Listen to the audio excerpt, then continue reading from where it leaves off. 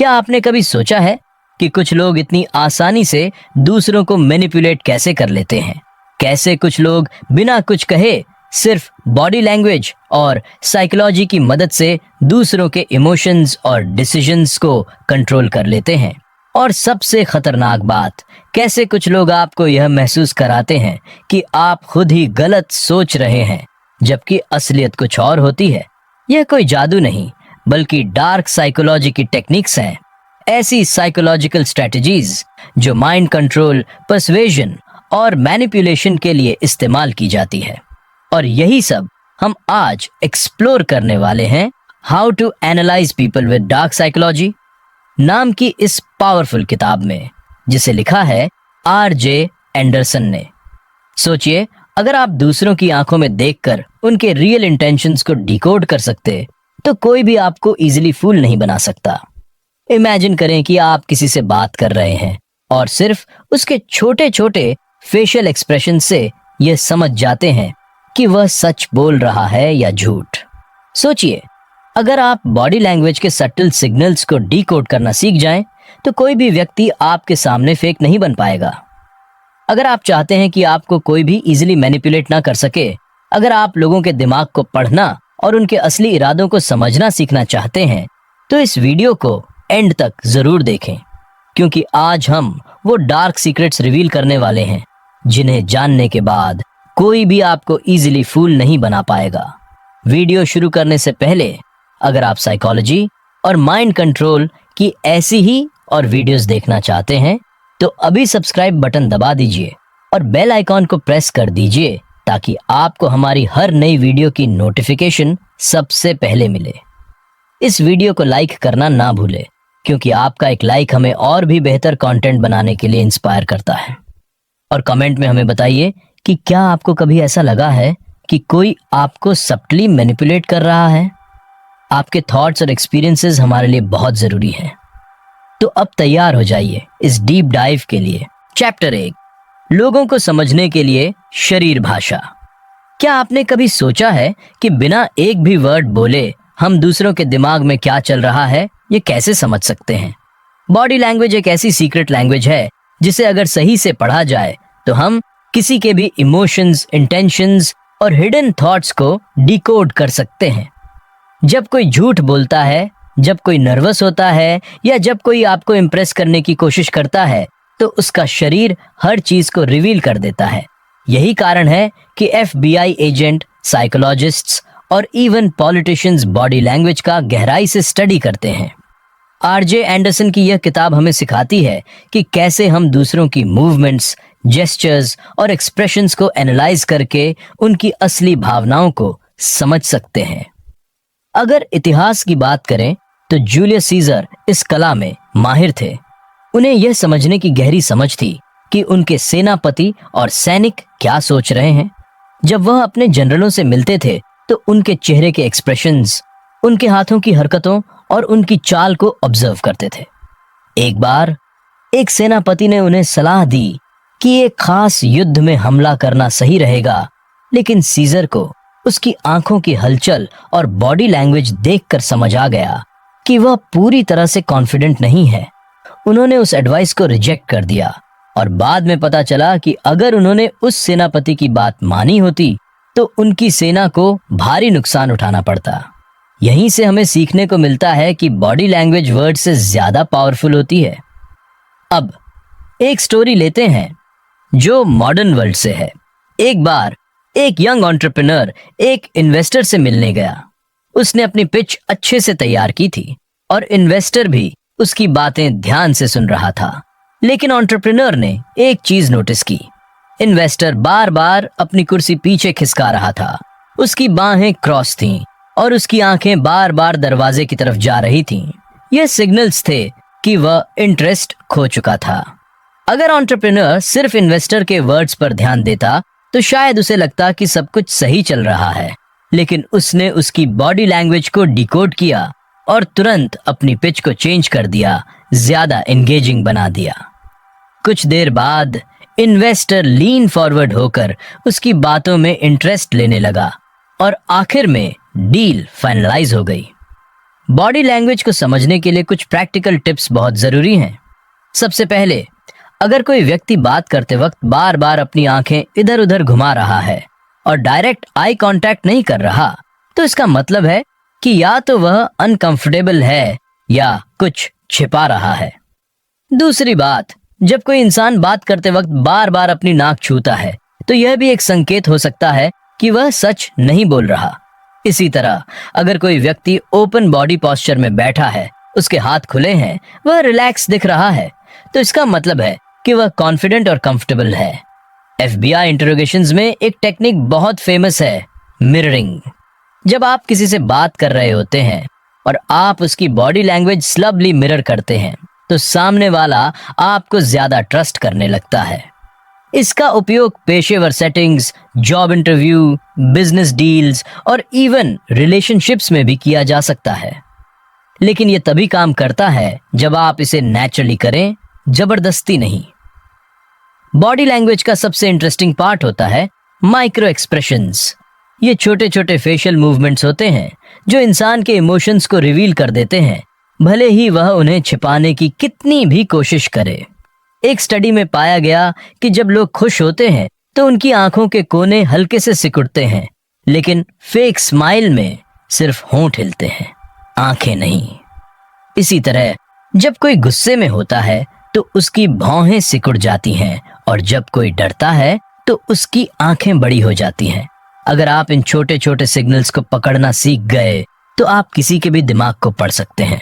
तो अगर आप चाहते हैं कि आप लोगों को बिना किसी वर्ड के भी समझ सकें, तो आपको बॉडी लैंग्वेज को पढ़ने की कला सीखनी होगी। ये सिर्फ एक स्किल नहीं, बल्कि एक पावर है जो आपको एवरीडे लाइफ में दूसरों से एक कदम आगे रखेगी। चाहे आप जॉब इंटरव्यू में बैठे हों, बिजनेस मीटिंग में डील कर रहे हों, या किसी सोशल गैदरिंग में नए लोगों से मिल रहे हों, बॉडी लैंग्वेज आपको हर जगह एडवांटेज देगी। इस किताब का यह पहला चैप्टर हमें इस पावरफुल टूल का पहला ग्लिम्स देता है, और जैसे जैसे हम आगे बढ़ेंगे, हम सीखेंगे कि कैसे डार्क साइकोलॉजी का इस्तेमाल करके हम दूसरों को एनालाइज और इन्फ्लुएंस कर सकते हैं। Chapter 2, manipulation. क्या आपने कभी सोचा है कि कुछ लोग दूसरों को इतनी आसानी से इन्फ्लुएंस और कंट्रोल कैसे कर लेते हैं? कैसे वे अपने वर्ड्स और एक्शन से लोगों के इमोशंस को मैनिपुलेट करके अपनी बात मनवा लेते हैं। मैनिपुलेशन एक ऐसी साइकोलॉजिकल स्किल है जो सही तरीके से इस्तेमाल की जाए तो पर्सुएजन बन जाती है, और गलत तरीके से इस्तेमाल हो तो यह एक खतरनाक हथियार भी साबित हो सकती है। इस अध्याय में हम सीखेंगे कि मैनिपुलेशन कैसे काम करती है, इसे कैसे पहचाना जाए और कैसे इससे बचा जाए। अगर इतिहास में देखें तो एडोल्फ हिटलर मैनिपुलेशन का सबसे बड़ा उदाहरण था। उसने अपने वर्ड्स, बॉडी लैंग्वेज और पब्लिक स्पीकिंग स्किल्स का इस्तेमाल करके पूरे जर्मनी को अपने पक्ष में कर लिया। वह जनता की भावनाओं को भड़काने के लिए केयरफुली चुने गए शब्दों का इस्तेमाल करता था, लोगों को एक कॉमन एनिमी दिखाता था और फिर खुद को एक मसीहा के रूप में प्रस्तुत करता था। यह मैनिपुलेशन की सबसे खतरनाक फॉर्म थी जिसने पूरी दुनिया को युद्ध की आग में झोंक दिया। लेकिन मैनिपुलेशन हमेशा नकारात्मक नहीं होती। अगर इसे एथिकल तरीके से इस्तेमाल किया जाए तो यह एक पावरफुल कम्युनिकेशन टूल बन सकती है। स्टीव जॉब्स को देखिए, उन्होंने अपने एम्प्लॉइज और कस्टमर्स को इस तरह से इन्फ्लुएंस किया कि एप्पल के प्रोडक्ट्स को सिर्फ टेक्नोलॉजी नहीं बल्कि एक रेवोल्यूशन की तरह देखा जाने लगा। वे अपने विजन को इतनी स्ट्रांगली पेश करते थे कि लोग उनके आइडियाज से हिप्नोटाइज्ड हो जाते थे। उन्होंने इमोशंस को ट्रिगर करने वाली लैंग्वेज का इस्तेमाल किया, जिससे लोग उनके ब्रांड से इमोशनली कनेक्ट होने लगे। अब एक मॉडर्न कहानी पर आते हैं। एक सेल्स एग्जीक्यूटिव था जिसे हर महीने हाई टारगेट्स पूरे करने होते थे। उसने देखा कि अगर वह सीधे प्रोडक्ट बेचने की कोशिश करता तो लोग इंटरेस्ट नहीं लेते। तब उसने एक सुबॉटल मैनिपुलेशन टेक्निक अपनाई।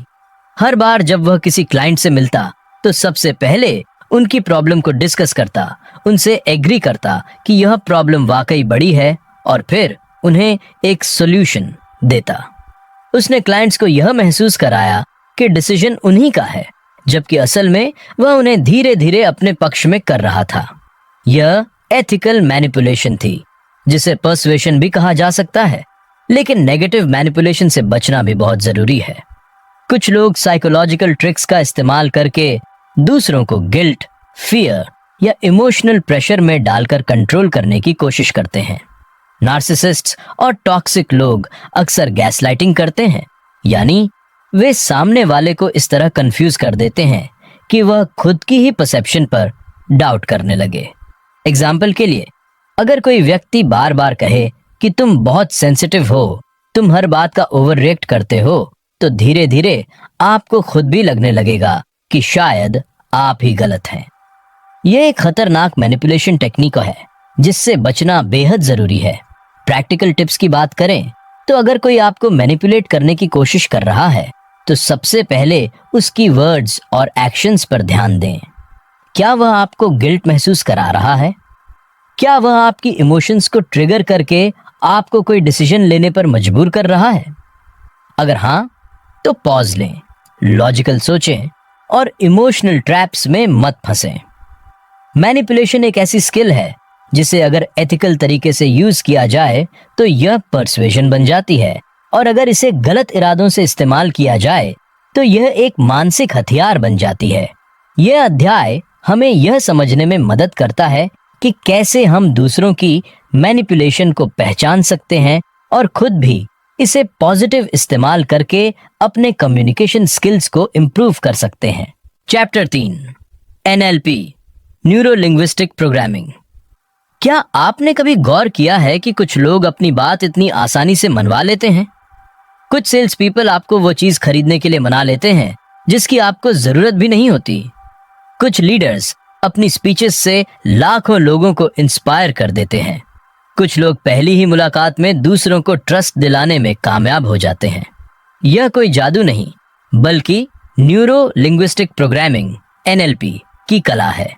यह एक पावरफुल साइकोलॉजिकल टेक्निक है जिसे सही से समझ लिया जाए तो आप न सिर्फ दूसरों के विचारों और इमोशंस को समझ सकते हैं, बल्कि उन्हें सब्टली इन्फ्लुएंस भी कर सकते हैं।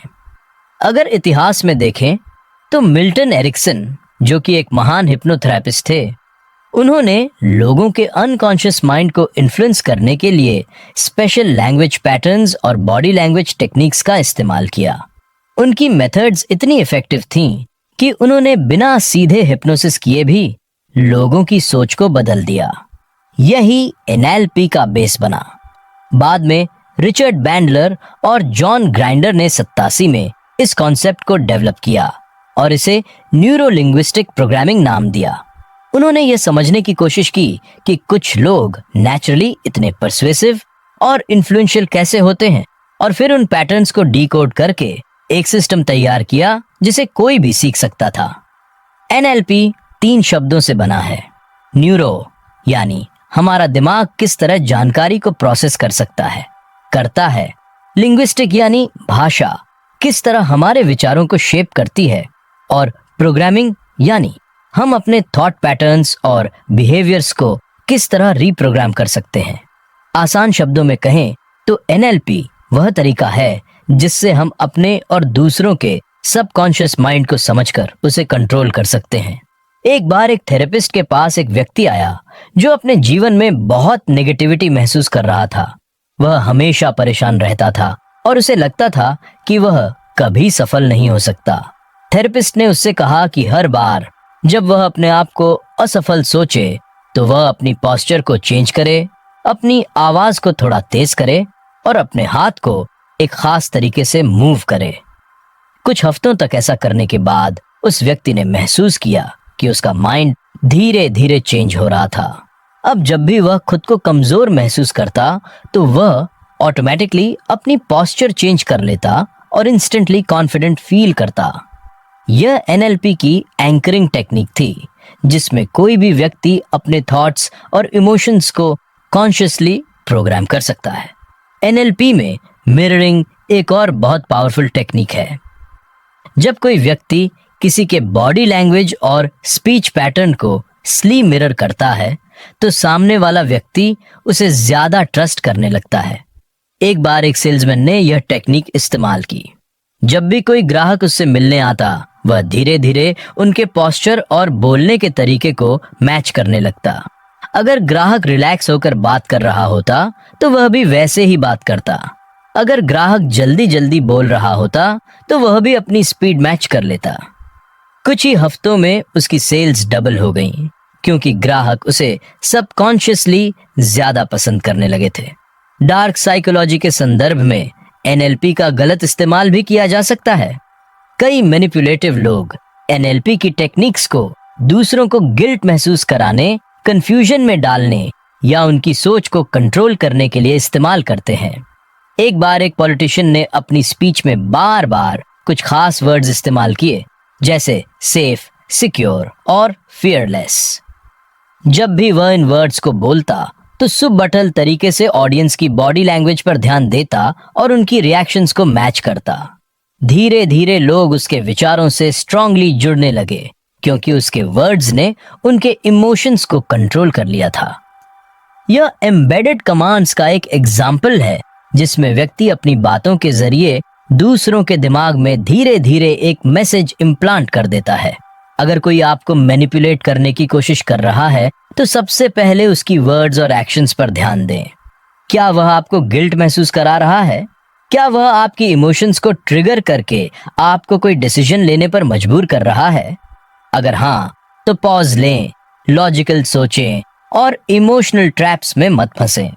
एनएलपी की एक सबसे अच्छी बात यह है कि अगर आप इसे पहचानना सीख गए तो कोई भी आपको आसानी से मैनिपुलेट नहीं कर सकता। एनएलपी एक पावरफुल टूल है जिसका सही इस्तेमाल आपकी कम्युनिकेशन और पर्सुएजन स्किल्स को कई गुना बढ़ा सकता है, लेकिन इसका मिसयूज करना एथिकल नहीं है।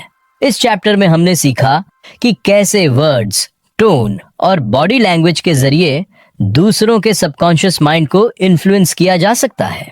आने वाले चैप्टर्स में हम और भी डीप टेक्निक्स एक्सप्लोर करेंगे जो हमें डार्क साइकोलॉजी की दुनिया में और आगे ले जाएंगी। चौथी चैप्टर, डिस्प्यूट। क्या आपने कभी सोचा है कि कुछ लोग इतनी सफाई से झूठ बोलते हैं कि सामने वाला पकड़ ही नहीं पाता? कैसे कुछ लोग दूसरों को मैनिपुलेट करके अपने फायदे के लिए सच को ट्विस्ट कर देते हैं। डिसेप्शन यानी धोखा एक ऐसी साइकोलॉजिकल स्किल है जिसका इस्तेमाल कुछ लोग दूसरों को बेवकूफ बनाने, गिल्ट महसूस कराने या कंट्रोल करने के लिए करते हैं। यह डार्क साइकोलॉजी का सबसे खतरनाक पहलू है, क्योंकि इसमें ट्रूथ को इस तरह से डिस्टॉर्ट किया जाता है कि विक्टिम को पता ही नहीं चलता कि उसके साथ क्या हो रहा है।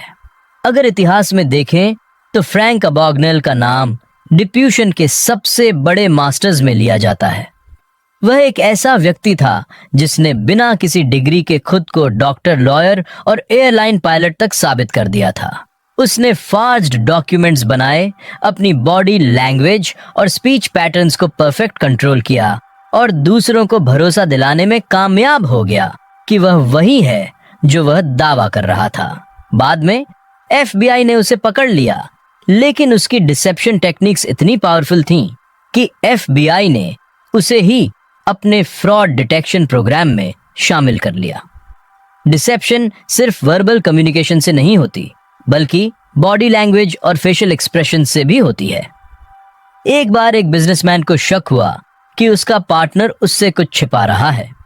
जब भी वह किसी डील की बात करता तो उसका पार्टनर अपने चेहरे को हल्का सा छूता, अपनी आंखें बार बार दूसरी तरफ घुमा लेता और उसके हाथ पसीने से भीगे होते। बिजनेसमैन ने माइक्रो एक्सप्रेशंस की स्टडी की थी, जिससे उसे समझ आ गया कि उसका पार्टनर किसी बड़ी चीज को छिपा रहा है। बाद में इन्वेस्टिगेशन करने पर पता चला कि वह करोड़ों की धोखाधड़ी कर रहा था।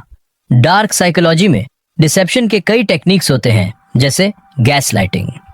यह एक खतरनाक मैनिपुलेशन टेक्निक है जिसमें किसी व्यक्ति को यह यकीन दिलाया जाता है कि उसकी खुद की परसेप्शन या मेमोरी गलत है। एग्जाम्पल के लिए, अगर कोई व्यक्ति बार बार कहे, तुम्हें गलत लग रहा है, मैंने ऐसा कभी नहीं कहा, या तुम बहुत ज्यादा सोच रहे हो, तो धीरे धीरे विक्टिम को अपनी ही सोच पर डाउट होने लगता है। यह टेक्निक नार्सिसिस्ट्स और टॉक्सिक लोगों द्वारा अक्सर इस्तेमाल की जाती है, खासकर अब्यूजिव रिलेशनशिप्स में। एक और डिसेप्टिव टेक्निक है लाइंग बाय ओमिशन। इसमें व्यक्ति पूरी तरह से झूठ नहीं बोलता, बल्कि सच का एक हिस्सा छिपा लेता है।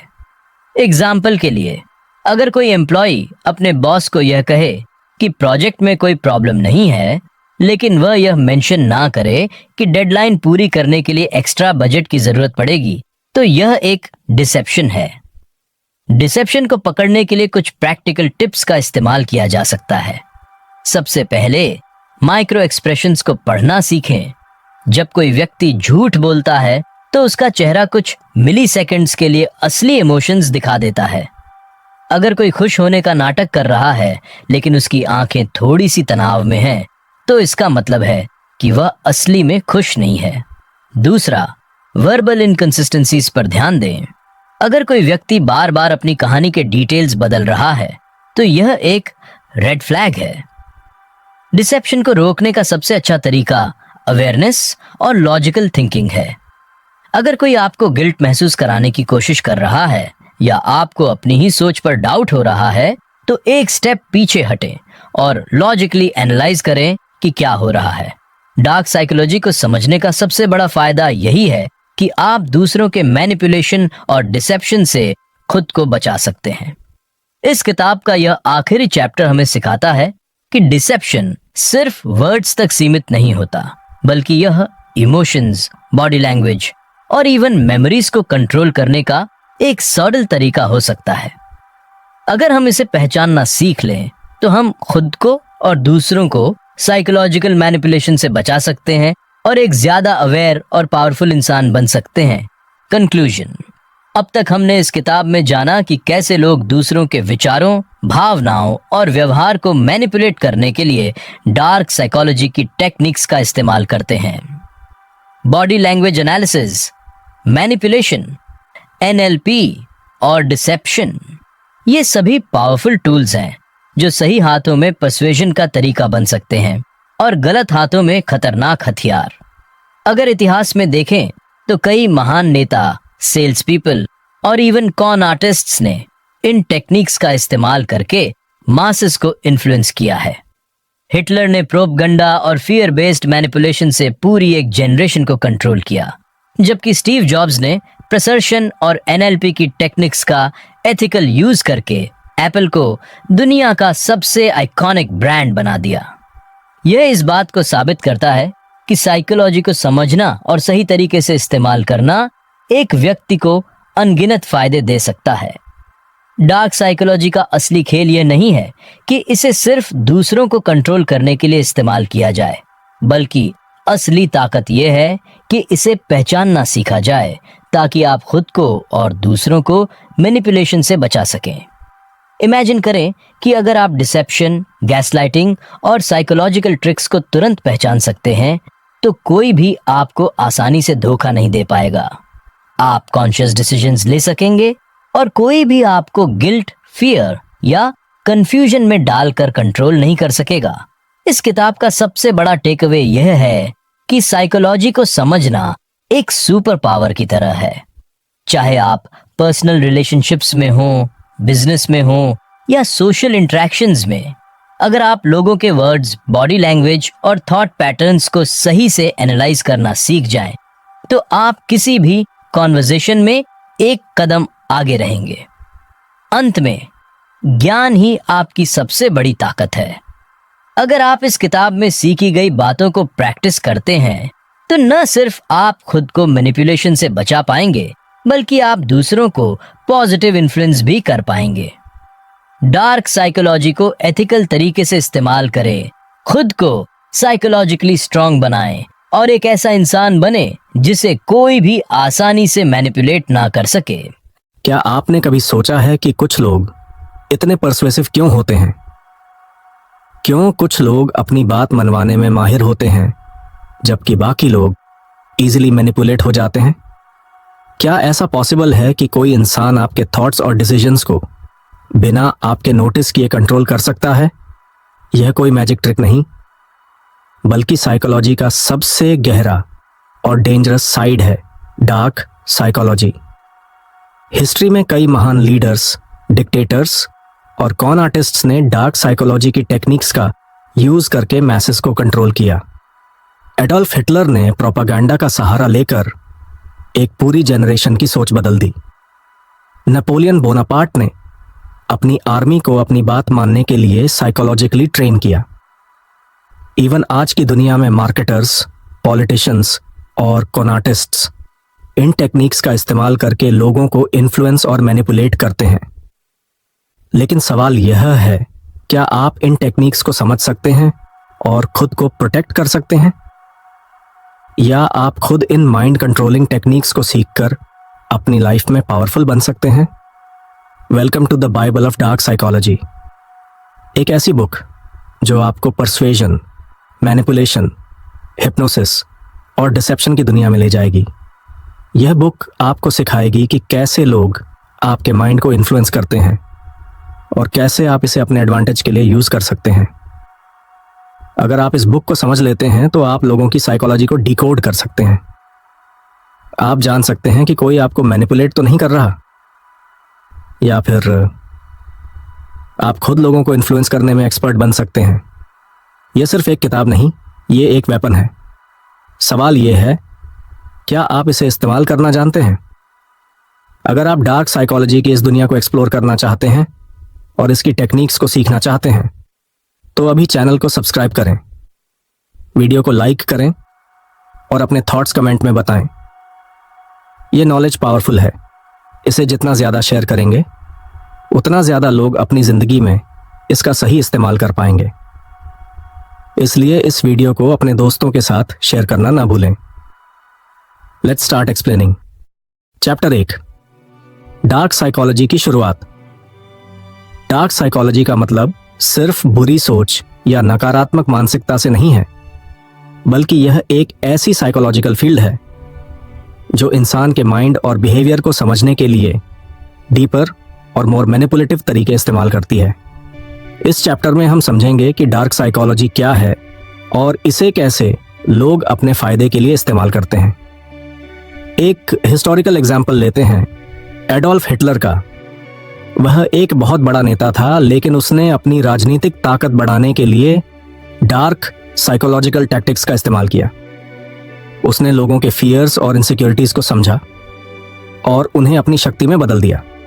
हिटलर ने यह जान लिया था कि कैसे लोगों के दिमाग में डर भरकर और उन्हें एक दुश्मन के खिलाफ खड़ा करके वह उन्हें अपनी इच्छाओं के अनुसार नियंत्रित कर सकता था। वो मास्टर मैनिपुलेटर था जो पीपल्स इमोशंस और माइंड गेम्स को समझता था। यही रीजन था कि उसने नाजी रेजिम को इतनी प्रभावी तरीके से चलाया। किसी भी तरह की डार्क साइकोलॉजी का इस्तेमाल अगर समझदारी से किया जाए तो यह बहुत ताकतवर हो सकता है, लेकिन जैसे हिटलर के केस में यह डिस्ट्रक्टिव भी हो सकता है। यही वजह है कि डार्क साइकोलॉजी को गलत तरीके से इस्तेमाल करना खतरनाक हो सकता है। यह चैप्टर हमें बताता है कि कैसे कुछ लोग दूसरों को अपने इरादों के लिए प्रभावित करते हैं। अब एक कहानी के उदाहरण से इसे और समझते हैं। द प्रिंस नाम की किताब, जो कि निकोलो मैकियावेली ने लिखी थी, उसमें उन्होंने डार्क साइकोलॉजी के प्रिंसिपल्स को बड़े ही गहरे तरीके से बताया था। मैकियावेली ने कहा था कि अगर एक राजा को अपनी सत्ता बचानी है तो उसे कभी भी अपनी मोरल वैल्यूज को नहीं देखना चाहिए। उसे दूसरों को मैनिपुलेट करने के लिए किसी भी हथकंडे का इस्तेमाल करना चाहिए।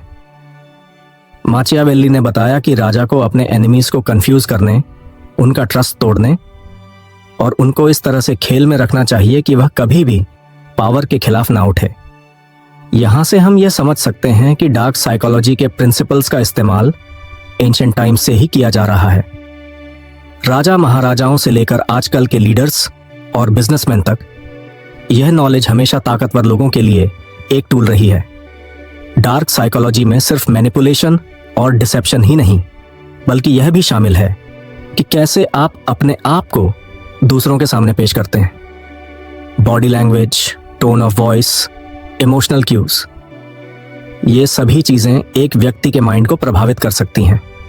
जैसे मार्क जकरबर्ग को ही लें, जो फेसबुक के साथ पूरी दुनिया को अपनी एक नई दिशा में मोड़ने में कामयाब रहा। वो एक बहुत ही सक्सेसफुल बिजनेसमैन है और उसने डार्क साइकोलॉजी के प्रिंसिपल्स को समझा और अप्लाइड किया। उसकी कम्युनिकेशन स्टाइल और डिसीजंस ने पूरी दुनिया को प्रभावित किया। वह जानता था कि कैसे लोगों की जरूरतों को समझकर उन्हें एक प्लेटफॉर्म पर लाया जा सकता है। इस चैप्टर में हम यह समझते हैं कि डार्क साइकोलॉजी सिर्फ एक नेगेटिव टूल नहीं है। इसे अगर सही तरीके से समझा जाए तो यह बहुत पावरफुल हो सकता है, जो लोगों को अपने लाइफ के फैसले लेने में मदद कर सकता है। लेकिन जैसा कि हम देख चुके हैं, अगर इसे गलत इरादों से इस्तेमाल किया जाए तो यह बहुत ही डिस्ट्रक्टिव साबित हो सकता है। डार्क साइकोलॉजी को एक एथिकली रिस्पॉन्सिबल तरीके से समझना जरूरी है ताकि हम इसका सही इस्तेमाल कर सकें और अपने जीवन में सही दिशा पा सकें। चैप्टर 2, भावनात्मक नियंत्रण के लिए प्रभाव प्राप्त करना। भावनाएं यानी भावनाएं हमारी जिंदगी का अहम हिस्सा हैं। वे हमें खुशी देती हैं, दुख देती हैं, गुस्सा दिलाती हैं और बहुत सारी चीजें हमारे मन में एक साथ चल रही होती हैं। इस चैप्टर में हम सीखेंगे कि इमोशंस को समझकर कैसे किसी के ऊपर प्रभाव डाला जा सकता है। इमोशनल कंट्रोल का मतलब यह नहीं है कि हम अपनी भावनाओं को दबाएं, बल्कि इसका मतलब है कि हम अपने और दूसरों के इमोशंस को ऐसे तरीके से कंट्रोल कर सकें जिससे हम अपने गोल्स तक पहुंच सकें। सबसे पहले हम यह समझते हैं कि इमोशंस हमारी सोच और फैसलों को कैसे प्रभावित करते हैं। एक हिस्टोरिकल एग्जाम्पल लें, जूलियस सीजर की। यह रोम का महान नेता था और उसने अपनी सत्ता को मजबूत बनाने के लिए लोगों की भावनाओं को समझा और उनका इस्तेमाल किया। जूलियस सीजर ने यह जान लिया था कि एक राजा का काम सिर्फ शासन करना नहीं है, बल्कि लोगों के दिलों में एक जगह बनाना भी है। उसने अपनी राजनीति में लोगों के डर, उम्मीद और विश्वास का इस्तेमाल किया। लोगों को यह एहसास दिलाया कि वह उनके लिए एक सेवियर है और वह उनके दुखों को समझता है। यही वजह थी कि उसने रोमन साम्राज्य में इतनी बड़ी सफलता पाई। इमोशनल कंट्रोल का एक बड़ा हिस्सा है सेल्फ अवेयरनेस, यानी अपनी भावनाओं को पहचानना और यह जानना कि हमारे आसपास क्या हो रहा है। जब आप जानते हैं कि आपकी भावना क्या है, तो आप उसे अपने फायदे के लिए इस्तेमाल कर सकते हैं। जैसे कि नेगोशिएशंस के दौरान अगर आप जानते हैं कि सामने वाला गुस्से में है, तो आप उसकी गुस्से को शांत करने के लिए कुछ ऐसे शब्द कह सकते हैं जो उसकी स्थिति को शांत करें और उसे अपने पक्ष में कर लें। इसी तरह से जब आप समझ जाते हैं कि सामने वाले की किसी बात से खुश होने की संभावना है, तो आप उस स्थिति का फायदा उठा सकते हैं। आइए एक कहानी से समझते हैं। महात्मा गांधी ने भारत की स्वतंत्रता संग्राम में भारतीय जनता के दिलों को छूने के लिए उनकी भावनाओं का इस्तेमाल किया। वह जान गए थे कि नॉन वायलेंस का सिद्धांत भारतीयों के दिलों में गहरे भावनात्मक असर डाल सकता है। उन्होंने भारतीयों के बीच एक भावनात्मक जुड़ाव पैदा किया, जिससे लोग न केवल उनके नेतृत्व में विश्वास करते थे, बल्कि उनकी बातों को अपने दिलों से मानते थे। गांधी जी ने किसी भी विवाद या विरोध को शांत करने के लिए भावनाओं को संभालने का तरीका अपनाया।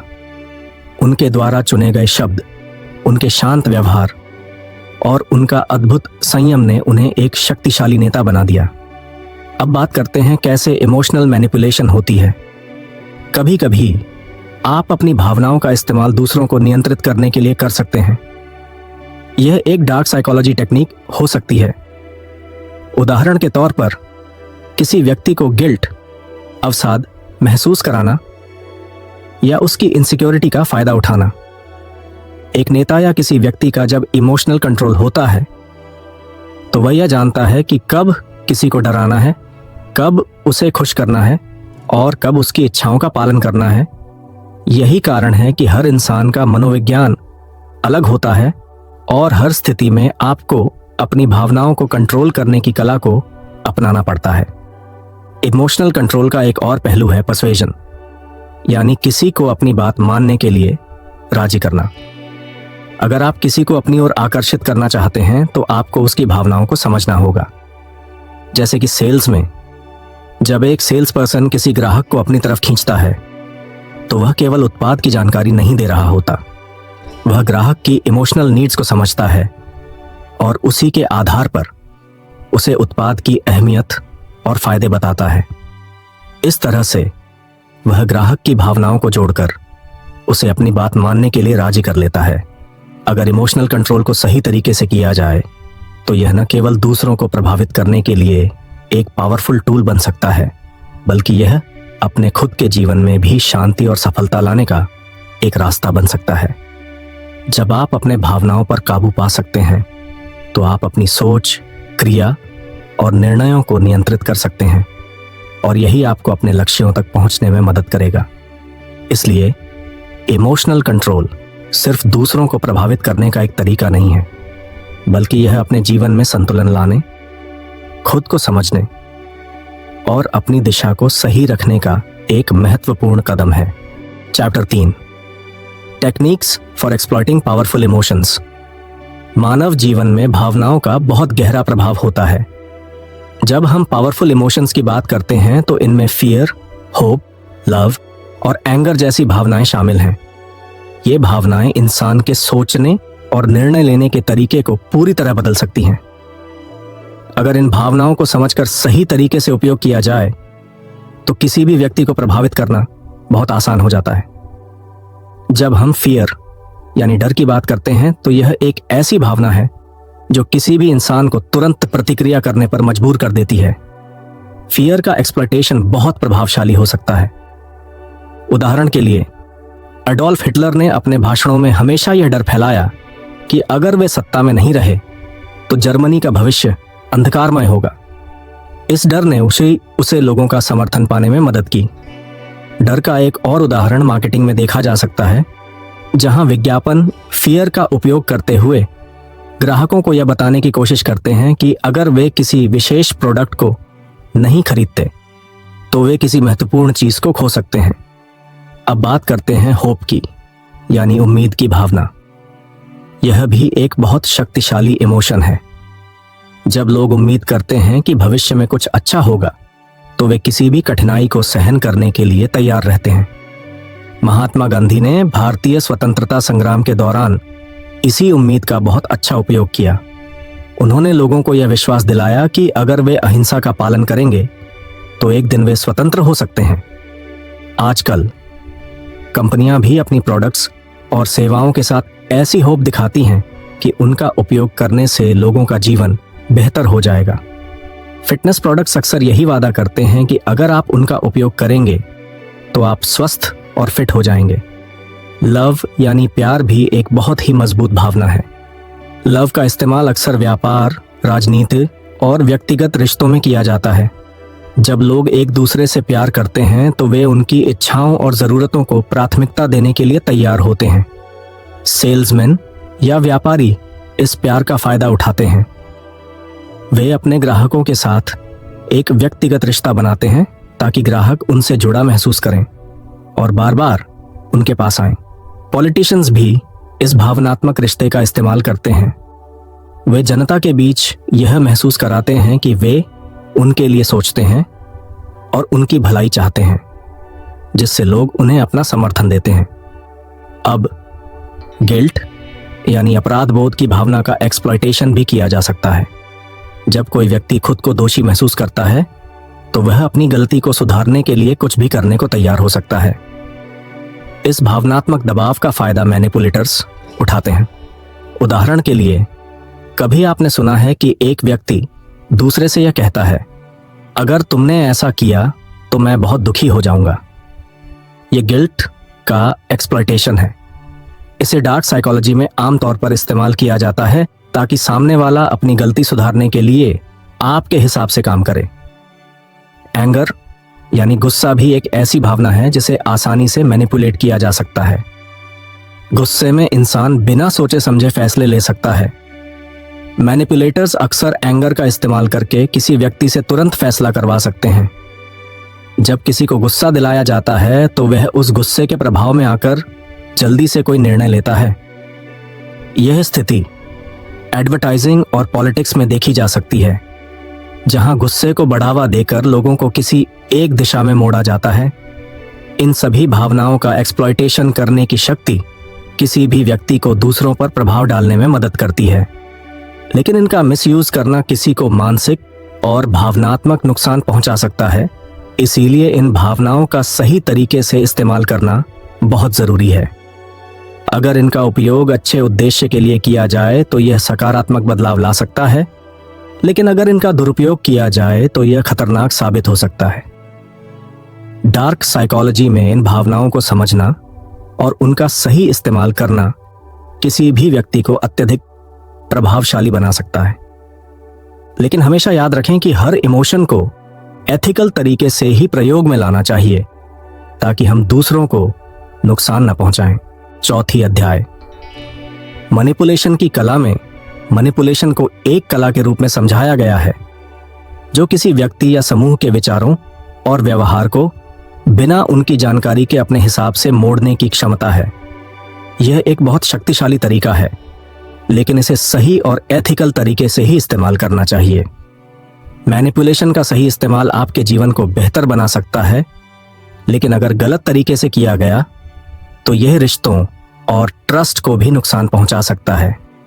अगर हम इतिहास में देखें तो मैनिपुलेशन का एक बेहतरीन उदाहरण जूलियस सीजर हैं। जूलियस सीजर ने अपने राजनीतिक विरोधियों को कुचलने के लिए कई चतुर रणनीतियों का इस्तेमाल किया। वह अपनी सेनाओं के बीच लॉयल्टी बनाए रखने के लिए उन्हें यह विश्वास दिलाते थे कि वे एक ग्रेटर पर्पस के लिए लड़ रहे हैं। उनके सैनिकों के लिए वह केवल एक जनरल नहीं बल्कि एक मार्गदर्शक और दोस्त थे। सीजर ने इस रिश्ते को इमोशनली मैनिपुलेट किया, जिससे उसके सैनिक किसी भी कठिनाई का सामना करने के लिए तैयार रहते थे। आज के समय में मैनिपुलेशन का उदाहरण हम बहुत आसानी से देख सकते हैं। एडवर्टाइजिंग और मार्केटिंग में मैनिपुलेशन का एक बड़ा हिस्सा होता है। कंपनियां अपने प्रोडक्ट्स को बेचने के लिए लोगों की इमोशंस को मैनिपुलेट करती हैं। जब किसी प्रोडक्ट के विज्ञापन में दिखाया जाता है कि लोग उस प्रोडक्ट का इस्तेमाल करके खुश हैं, तो ये एक तरह से इमोशनल मैनिपुलेशन ही होता है। इस तरह के विज्ञापन सबकॉन्शियसली लोगों को प्रभावित करते हैं और उन्हें यह सोचने पर मजबूर कर देते हैं कि अगर वे यह प्रोडक्ट खरीदेंगे तो उनकी जिंदगी भी बेहतर हो जाएगी। सिमिलरली, सोशल मीडिया पर भी मैनिपुलेशन का बड़ा रोल होता है। लोग अपनी पोस्ट्स, तस्वीरों और कैप्शंस के माध्यम से अपनी जिंदगी को ऐसा दिखाते हैं जैसे वे बहुत परफेक्ट हो, ताकि दूसरों को भी यह लगे कि उनकी जिंदगी भी ऐसी ही होनी चाहिए। यह सोशल प्रेशर का एक रूप है जो लोगों को अपने आप को दूसरों से कंपेयर करने के लिए प्रेरित करता है। पर्सनल रिलेशनशिप्स में भी मैनिपुलेशन का इस्तेमाल बहुत आम है। मान लीजिए आप किसी दोस्त से कुछ मांगने वाले हैं, तो आप उसे इस तरह से प्रभावित कर सकते हैं कि वह बिना किसी विरोध के आपकी मदद कर दे। उदाहरण के तौर पर आप कह सकते हैं, तुमसे बेहतर मुझे कोई मदद नहीं कर सकता, मुझे तुम पर पूरा विश्वास है। यह एक तरह से उस व्यक्ति की भावनाओं को मैनिपुलेट करना है ताकि वह आपकी मदद करने के लिए राजी हो जाए। मैनिपुलेशन का असर धीरे धीरे होता है। इसका मतलब यह नहीं कि आप किसी को डराकर या फोर्सफुली अपनी बात मना रहे हैं, बल्कि इसमें सटल तरीके से किसी को अपने विचारों और व्यवहार की दिशा बदलने के लिए प्रेरित किया जाता है। यह एक साइकोलॉजिकल गेम है जिसमें इमोशंस और सबकॉन्शियस ट्रिगर्स का इस्तेमाल किया जाता है। साथ ही मैनिपुलेशन का सबसे पावरफुल तरीका है इमोशनल मैनिपुलेशन। इसका इस्तेमाल रिश्तों में, विशेषकर रोमांटिक रिश्तों में अक्सर किया जाता है। मान लीजिए किसी व्यक्ति को लगता है कि वह अपने साथी को नजरअंदाज कर रहा है, तो वह व्यक्ति गिल्ट ट्रिप का इस्तेमाल कर सकता है, जैसे तुम मेरे लिए इतने मायने रखते हो, फिर भी तुम मेरे लिए इतना समय नहीं निकालते। यह तरीका उस व्यक्ति को गिल्ट महसूस कराता है, जिससे वह अपने व्यवहार को बदलने के लिए राजी हो जाता है। पॉलिटिक्स में भी मैनिपुलेशन का इस्तेमाल बड़े पैमाने पर किया जाता है। जब एक पॉलिटिशियन अपने भाषण में जनता के डर का फायदा उठाता है और उन्हें यह बताता है कि अगर वे उसका समर्थन नहीं करेंगे तो उनका भविष्य खतरे में पड़ सकता है, तो यह एक मैनिपुलेशन टेक्निक है। यहां पर पॉलिटिशियन लोगों के इमोशंस को अपने पक्ष में मोड़ने की कोशिश कर रहा होता है। अब इस पूरी कला का सबसे महत्वपूर्ण पहलू यह है कि मैनिपुलेशन को एथिकल तरीके से इस्तेमाल किया जाए।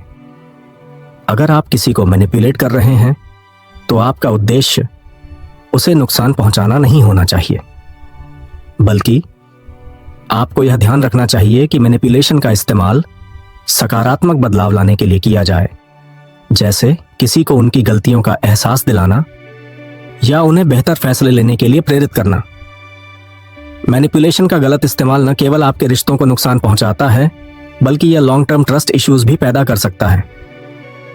इसलिए यह जरूरी है कि आप किसी भी सिचुएशन में मैनिपुलेशन का इस्तेमाल करते वक्त एथिकल बाउंड्रीज का पालन करें। इसका उद्देश्य हमेशा विन विन स्थिति होनी चाहिए, जहां दोनों पक्षों को फायदा हो, न कि सिर्फ एक व्यक्ति को। मैनिपुलेशन को एक आर्ट के रूप में समझकर आप इसे किसी भी रिलेशनशिप या प्रोफेशनल सेटिंग में प्रभावी तरीके से लागू कर सकते हैं, लेकिन यह तभी कारगर होगा जब इसे सटीकता और समझदारी से किया जाएगा। 5वां अध्याय, धोखाधड़ी की कला में धोखाधड़ी यानी धोखाधड़ी की कला को समझाया गया है। यह एक ऐसी टेक्निक है जिसमें किसी व्यक्ति या समूह को यह विश्वास दिलाना होता है कि जो वह देख रहा है, सुन रहा है या महसूस कर रहा है वह सच है, जबकि असलियत कुछ और होती है। डिसेप्शन का इस्तेमाल किसी भी क्षेत्र में किया जा सकता है, लेकिन इसका सही तरीके से और सोच समझकर उपयोग करना बहुत जरूरी होता है। हिस्टोरिकली हैनिबल एक बेहतरीन एग्जाम्पल हैं, जिन्होंने सेकेंड प्यूनिक वॉर में डिसेप्शन का उपयोग किया। वह रोम को हराने के लिए अपनी सेना को एल्प्स की ऊंची पहाड़ियों से लेकर आए, जिससे रोमियों को यह समझने में गलती हुई कि वह कहां हमला करेंगे। उनकी आर्मी को बहुत स्मॉल दिखाने की रणनीति भी डिसेप्शन थी, ताकि रोमियों को कमजोर समझा जाए। इस प्रकार वह अपने एनिमीज को साइकोलॉजिकली मैनिपुलेट करने में सफल रहे। मॉडर्न टाइम्स में भी डिसेप्शन का इस्तेमाल बहुत कॉमन है। पॉलिटिक्स में एक पॉलिटिशियन जनता को यह दिखाने के लिए अपनी योजनाओं को एग्जैजरेट करता है ताकि वोट मिले, लेकिन चुनाव के बाद वह उन वादों को पूरा नहीं करता। यह डिसेप्शन है, क्योंकि नेता अपनी वास्तविकता को छुपाता है और जनता को भ्रमित करता है। इसी तरह एडवर्टाइजमेंट्स में भी प्रोडक्ट्स को बेहतर दिखाने के लिए कई टाइम्स एग्जैजरेशन की जाती है। एक शैम्पू एड में अगर यह कहा जाए कि यह बालों को इंस्टेंटली शाइनी और स्ट्रॉन्ग बना देगा, तो यह भी एक फॉर्म ऑफ डिसेप्शन है, क्योंकि यह अक्सर सही नहीं होता। पर्सनल रिलेशनशिप्स में भी डिसेप्शन का बड़ा हाथ होता है। जब कोई व्यक्ति अपनी फीलिंग्स या एक्शंस को छुपाता है तो वह सामने वाले को धोखा दे सकता है, जैसे किसी को कोई बड़ी बात बताने से डरना या फिर अपनी पसंद नापसंद को छुपाना ताकि रिश्ते में कोई दिक्कत ना हो। ये सब डिसेप्शन के एग्जाम्पल्स हैं, जहां व्यक्ति इंटेंशनली किसी चीज को छुपाता है या सामने वाले को गलत जानकारी देता है। मैजिशियंस के ट्रिक्स भी डिसेप्शन का परफेक्ट एग्जाम्पल हैं। जब मैजिशियन किसी ऑब्जेक्ट को गायब करता है या किसी ट्रिक को दिखाता है, तो वह ऑडियंस को विजुअली डिसीव करता है। वह अपने हाथों की मूवमेंट और अपनी जेस्चर्स का उपयोग इस तरह से करता है कि लोग इसे सच्चाई मान लें, जबकि वह सब इल्यूजन होता है। यह दिखाता है कि कैसे डिसेप्शन का प्रभाव हमारे सेंसेस पर पड़ता है और हम सच को पहचान नहीं पाते। डिसेप्शन का प्रैक्टिकल यूज करते वक्त सबसे जरूरी बात यह है कि आपका डिसेप्शन बिलीवेबल होना चाहिए। इसका मतलब है कि जो आप सामने वाले से छुपा रहे हैं या जो कहानी आप बना रहे हैं वह इतनी नेचुरल होनी चाहिए कि सामने वाला उसे सच मान ले। कंसिस्टेंसी भी बहुत इंपॉर्टेंट है। जब आप डिसेप्शन का इस्तेमाल कर रहे होते हैं तो यह सुनिश्चित करें कि हर बार आप वही कहानी बताएं और आपके एक्शंस में कोई कॉन्ट्रडिक्शन ना हो। अगर आपके शब्द और एक्शंस में फर्क आएगा तो सामने वाले को शक हो सकता है। लेकिन डिसेप्शन का सबसे बड़ा खतरा यह है कि यह लॉन्ग टर्म में ट्रस्ट को नुकसान पहुंचाता है। यदि कोई बार बार धोखा खाता है तो वह व्यक्ति इमोशनल और मेंटली हर्ट हो सकता है। रिलेशनशिप्स में ट्रस्ट सबसे इंपॉर्टेंट फैक्टर होता है और जब यह टूटता है तो उसे फिर से जोड़ने में बहुत समय लग सकता है। डिसेप्शन का उद्देश्य कभी भी किसी को नुकसान पहुंचाना नहीं होना चाहिए। इसे ऐसी सिचुएशंस में इस्तेमाल किया जाना चाहिए जहां यह किसी के लिए हेल्पफुल हो, जैसे किसी को उनकी गलती का एहसास दिलाना या किसी को सही दिशा में गाइड करना। सही तरीके से इस्तेमाल किया गया डिसेप्शन एक पावरफुल टूल बन सकता है, लेकिन अगर इसका गलत तरीके से इस्तेमाल किया जाए तो यह आपके रिश्तों को हमेशा के लिए खराब कर सकता है। इसलिए डिसेप्शन की कला को समझना और इसे सही उद्देश्य के लिए उपयोग करना बहुत जरूरी है। इसका उद्देश्य सिर्फ खुद का फायदा उठाना नहीं होना चाहिए, बल्कि इसका इस्तेमाल पॉजिटिव चेंज लाने के लिए किया जाए। चैप्टर 6, हाइप्नोस, अनलॉकिंग दी सबकॉन्शियस। हाइप्नोस एक ऐसी टेक्निक है जो सीधे हमारे सबकॉन्शियस माइंड को टारगेट करती है। आमतौर पर लोग इसे सिर्फ एक ट्रिक या इल्यूजन समझते हैं, लेकिन असल में यह एक पावरफुल साइकोलॉजिकल टूल है जो माइंड को रिप्रोग्राम कर सकता है और बिहेवियर को बदल सकता है। जब कोई व्यक्ति हिप्नोटाइज्ड होता है तो उसका कॉन्शियस माइंड रिलैक्स हो जाता है और सबकॉन्शियस माइंड पूरी तरह से ओपन हो जाता है। इसी वजह से हिप्नोसिस का इस्तेमाल कई बार एडिक्शंस छुड़ाने, फियर्स को ओवरकम करने या किसी की थिंकिंग पैटर्न को बदलने के लिए किया जाता है। हिस्ट्री में हिप्नोसिस का इस्तेमाल कई तरह से हुआ है। प्राचीन इजिप्ट और इंडिया में इसे धार्मिक अनुष्ठानों में यूज किया जाता था, जहां पुजारी या साधु किसी को ट्रांस में डालकर उसे दिव्य अनुभव करवाने की कोशिश करते थे। बाद में 18वीं शताब्दी में फ्रांज मेस्मर नाम के एक ऑस्ट्रियन फिजिशियन ने इसे साइंटिफिक रूप दिया। उन्होंने इसे एनिमल मैग्नेटिज्म कहा और माना कि शरीर में एक मैग्नेटिक फोर्स होती है जिसे सही तरीके से बैलेंस किया जाए तो व्यक्ति हाइप्नोटाइज हो सकता है। यहीं से हाइप्नोस का मॉडर्न कंसेप्ट डेवलप हुआ और बाद में इसे साइकोलॉजी और मेडिसिन में अपनाया गया। हिप्नोसिस का असली पावर यह है कि यह सीधे सबकॉन्शियस माइंड से जुड़ता है। हमारा माइंड 2 पार्ट्स में डिवाइड होता है, कॉन्शियस माइंड और सबकॉन्शियस माइंड। कॉन्शियस माइंड वह हिस्सा है जो लॉजिक और रीजनिंग को कंट्रोल करता है, जबकि subconscious mind habits, fears, emotions और डीप बिलीफ्स को स्टोर करता है। जब कोई व्यक्ति हिप्नोटाइज्ड होता है तो उसका लॉजिकल ब्रेन टेम्पररीली इनएक्टिव हो जाता है और सबकॉन्शियस माइंड सजेस्टेबल बन जाता है। यही कारण है कि हिप्नोसिस के जरिए लोगों को स्मोकिंग छोड़ने, वेट लॉस करने या फोबियास से छुटकारा पाने में मदद की जाती है। हिप्नोसिस काम कैसे करता है इसे समझने के लिए एक साधारण एग्जाम्पल देखा जाए तो जब कोई व्यक्ति डीपली रिलैक्स्ड होता है तब उसकी अटेंशन नैरो हो जाती है और वह एक्सटर्नल डिस्ट्रैक्शंस को इग्नोर करने लगता है। यही मोमेंट होता है जब हिप्नोटिस्ट व्यक्ति के सबकॉन्शियस माइंड तक पहुंचता है और उसके सोचने समझने के तरीके को बदलने की कोशिश करता है। यह पूरी process guided relaxation, focused attention और सजेस्टिव इन्फ्लुएंस के जरिए की जाती है। एक बहुत फेमस हिस्टोरिकल एग्जाम्पल है मिल्टन एरिक्सन का, जो एक साइकाइट्रिस्ट थे और उन्होंने हिप्नोसिस का इस्तेमाल थेरेपी में किया। उन्होंने अपने पेशेंट्स को एक डीप हिप्नोटिक स्टेट में डालकर उनके फियर्स, ट्रॉमा और बिहेवियरल इश्यूज को ठीक किया। उनका मानना था कि सबकॉन्शियस माइंड में वो सारी मेमोरीज और एक्सपीरियंसेस स्टोर होती हैं जो किसी के प्रेजेंट बिहेवियर को शेप करती हैं। हिप्नोसिस के जरिए उन बेरिड इमोशंस को बाहर लाया जा सकता है और व्यक्ति को हीलिंग मिल सकती है।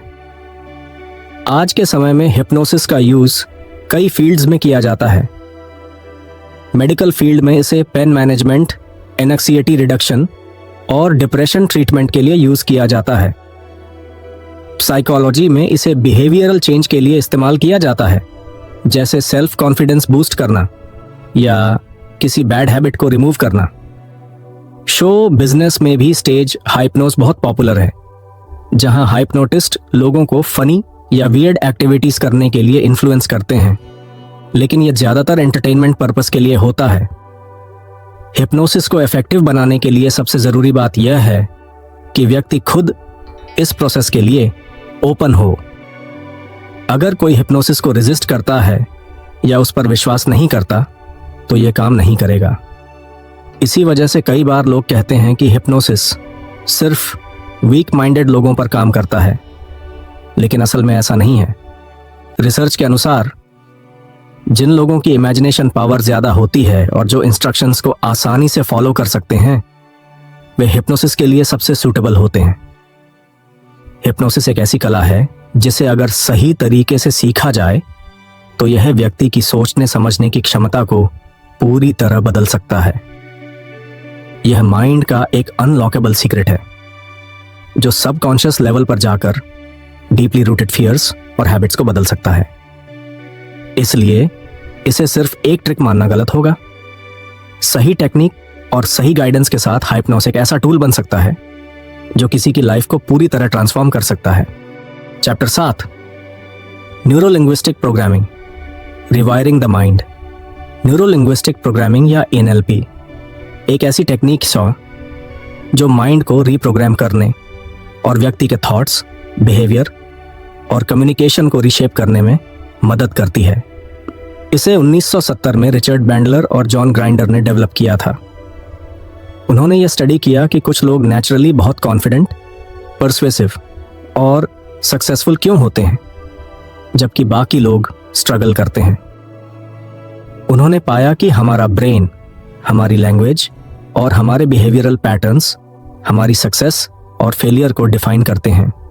NLP का मूल सिद्धांत यह कहता है कि हमारा माइंड एक कंप्यूटर की तरह काम करता है और हमारी सोच और आदतें उसमें स्टोर्ड प्रोग्राम्स की तरह होती हैं।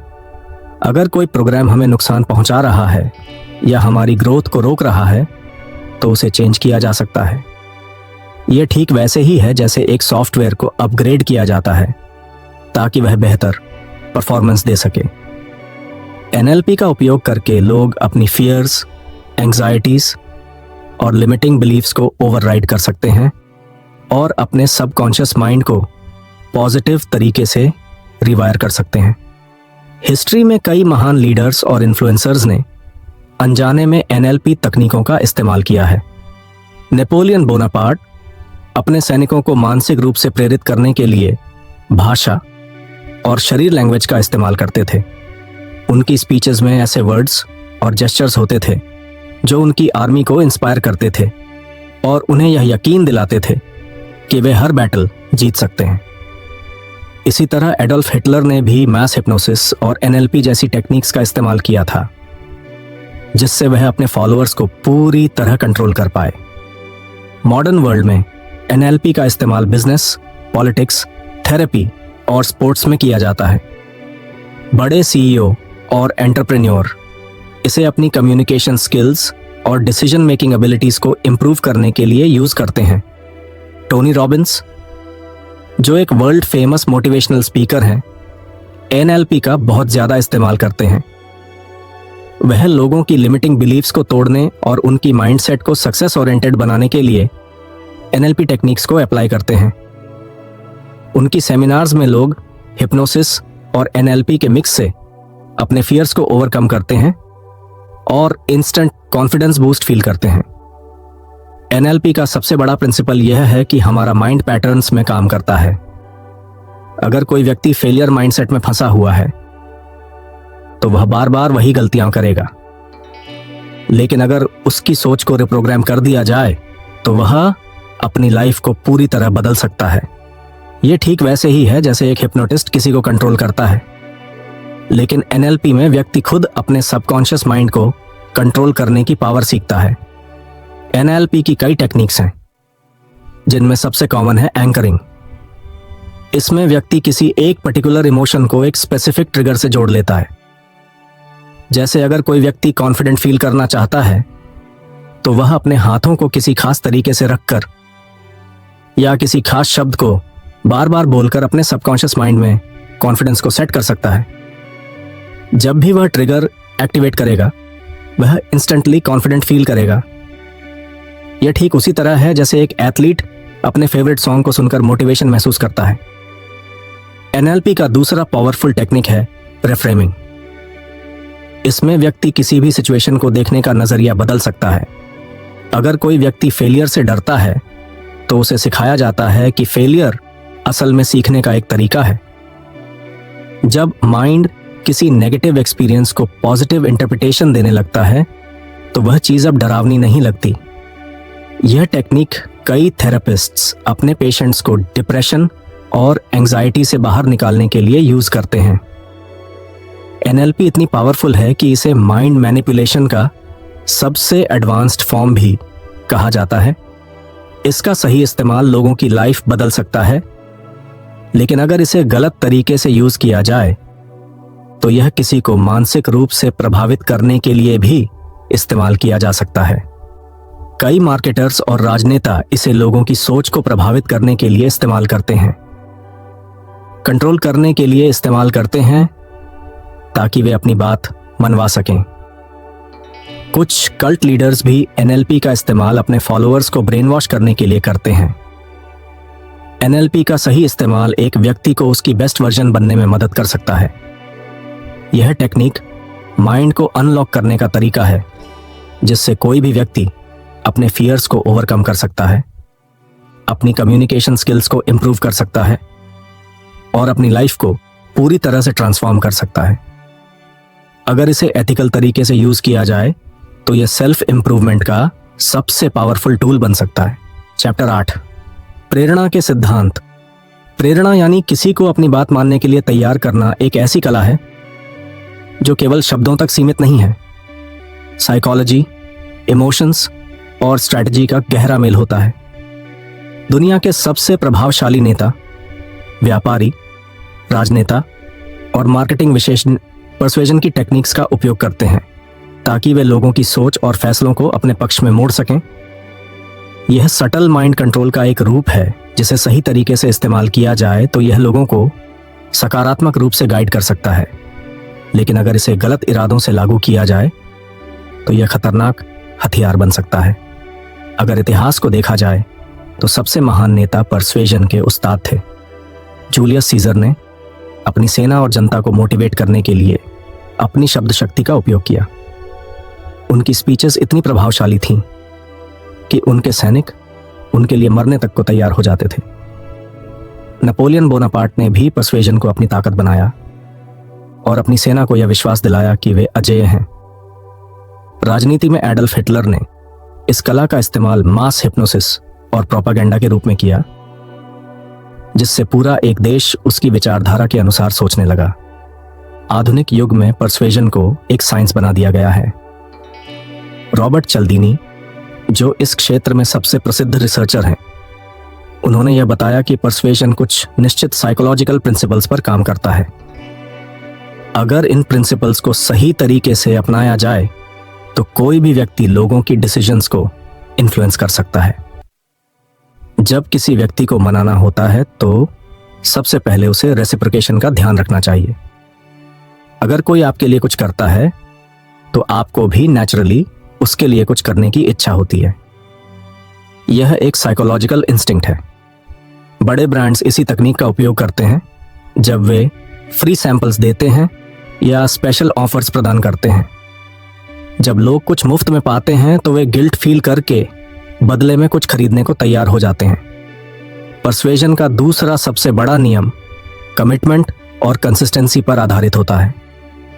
जब एक व्यक्ति किसी छोटे से कमिटमेंट को स्वीकार कर लेता है तो वह नेचुरली उसी पाथ पर आगे बढ़ना चाहता है। पॉलिटिकल कैंपेन्स में यही ट्रिक अपनाई जाती है। जब लोगों से छोटे छोटे समर्थन पत्रों पर हस्ताक्षर करवाए जाते हैं। एक बार जब कोई व्यक्ति वर्बली या फिजिकली किसी विचारधारा से जुड़ जाता है तो वह कंसिस्टेंसी के कारण उसे आगे भी सपोर्ट करने लगता है। लोगों को प्रभावित करने में सबसे प्रभावी तरीका सोशल प्रूफ होता है। इंसान वही करता है जो वह दूसरों को करते हुए देखता है। अगर कोई देखता है कि हजारों लोग किसी चीज पर भरोसा कर रहे हैं तो वह भी उस पर भरोसा करने लगता है। Amazon और Flipkart जैसी ऑनलाइन शॉपिंग वेबसाइट्स पर कस्टमर रिव्यूज इसी प्रिंसिपल का उपयोग करते हैं। अगर किसी प्रोडक्ट के नीचे लिखा हो कि 10,000 से ज्यादा लोगों ने इसे खरीदा तो यह ऑटोमेटिकली ट्रस्टवर्दी लगने लगता है। इसी तरह सोशल मीडिया इन्फ्लुएंसर जब किसी ब्रांड की तारीफ करते हैं तो लोग उसे खरीदने के लिए मोटिवेटेड हो जाते हैं। लोगों को प्रभावित करने में अथॉरिटी का भी बहुत बड़ा योगदान होता है। इंसान स्वाभाविक रूप से एक्सपर्ट्स की बात मानता है क्योंकि उसे लगता है कि वे सही कह रहे हैं। यही कारण है कि टूथपेस्ट ब्रांड्स कहते हैं 9 में से 10 डेंटिस्ट इस टूथपेस्ट की सिफारिश करते हैं। इसी प्रिंसिपल को पॉलिटिशियंस और बिजनेस लीडर्स भी अपनाते हैं जब वे खुद को एक्सपर्ट्स के रूप में प्रस्तुत करते हैं, ताकि लोग उनकी बात बिना संदेह के मानें। पर्सुएशन को इफेक्टिव बनाने में लाइकिंग भी एक महत्वपूर्ण भूमिका निभाता है। जब कोई व्यक्ति किसी को पसंद करता है तो वह नेचुरली उसकी बात मानने को तैयार हो जाता है। इसी कारण सेल्स पर्सन्स अपने कस्टमर से फ्रेंडली होकर बात करते हैं, उनकी तारीफ करते हैं और उनके साथ पर्सनल कनेक्शन बनाने की कोशिश करते हैं। यह विश्वास और भरोसा बढ़ाता है, जिससे पर्सुएशन को और आसान बना दिया जाता है। लोग उन्हीं चीजों को ज्यादा वैल्यूएबल मानते हैं जो रेयर या लिमिटेड होती हैं। इसी वजह से स्कैर्सिटी का प्रिंसिपल पर्सुएशन में बहुत असरदार साबित होता है। लिमिटेड टाइम ऑफर, ओनली दो लेफ्ट इन स्टॉक या लास्ट चांस टू बाय जैसे मैसेज लोगों में यूर्जेंसी क्रिएट करते हैं, जिससे वे बिना ज्यादा सोचे प्रोडक्ट खरीद लेते हैं। लग्जरी ब्रांड भी इसी प्रिंसिपल का इस्तेमाल करते हैं जब वे अपने प्रोडक्ट्स को एक्सक्लूसिव और रेयर दिखाते हैं, ताकि लोग उन्हें स्पेशल समझें। पर्सुएशन इतनी पावरफुल होती है कि इसका इस्तेमाल सही और गलत दोनों तरीकों से किया जा सकता है। सही तरीके से इसे अपनाया जाए तो यह किसी को लाइफ चेंजिंग डिसीजंस लेने में मदद कर सकता है, लेकिन अगर इसे अनएथिकल तरीके से यूज किया जाए तो यह मैनिपुलेशन और ब्रेन वॉशिंग का सबसे खतरनाक टूल बन सकता है। एडोल्फ हिटलर ने मास पर्सुएशन का गलत इस्तेमाल करके एक पूरी जनरेशन को अपनी आइडियोलॉजी में बिलीव करवाया। कई कॉन आर्टिस्ट्स, कल्ट लीडर्स और स्कैमस्टर्स पर्सुएशन टेक्निक्स का दुरुपयोग करके लोगों को इमोशनली मैनिपुलेट करते हैं, जिससे वे उनके जाल में फंस जाते हैं। पर्सुएशन सिर्फ एक स्किल नहीं है, ये एक साइकोलॉजिकल वेपन है जिसका सही उपयोग लोगों की जिंदगी बेहतर बना सकता है और गलत उपयोग उन्हें गुलाम बना सकता है। जो भी इस कला को सीखता है वह अपनी बातचीत, सोचने के तरीके और निर्णय लेने की क्षमता को पूरी तरह बदल सकता है। यह एक ऐसा पावर है जो अगर एथिकल तरीके से यूज किया जाए तो यह सेल्फ इंप्रूवमेंट और लीडरशिप के सबसे बड़े सीक्रेट्स में से एक बन सकता है।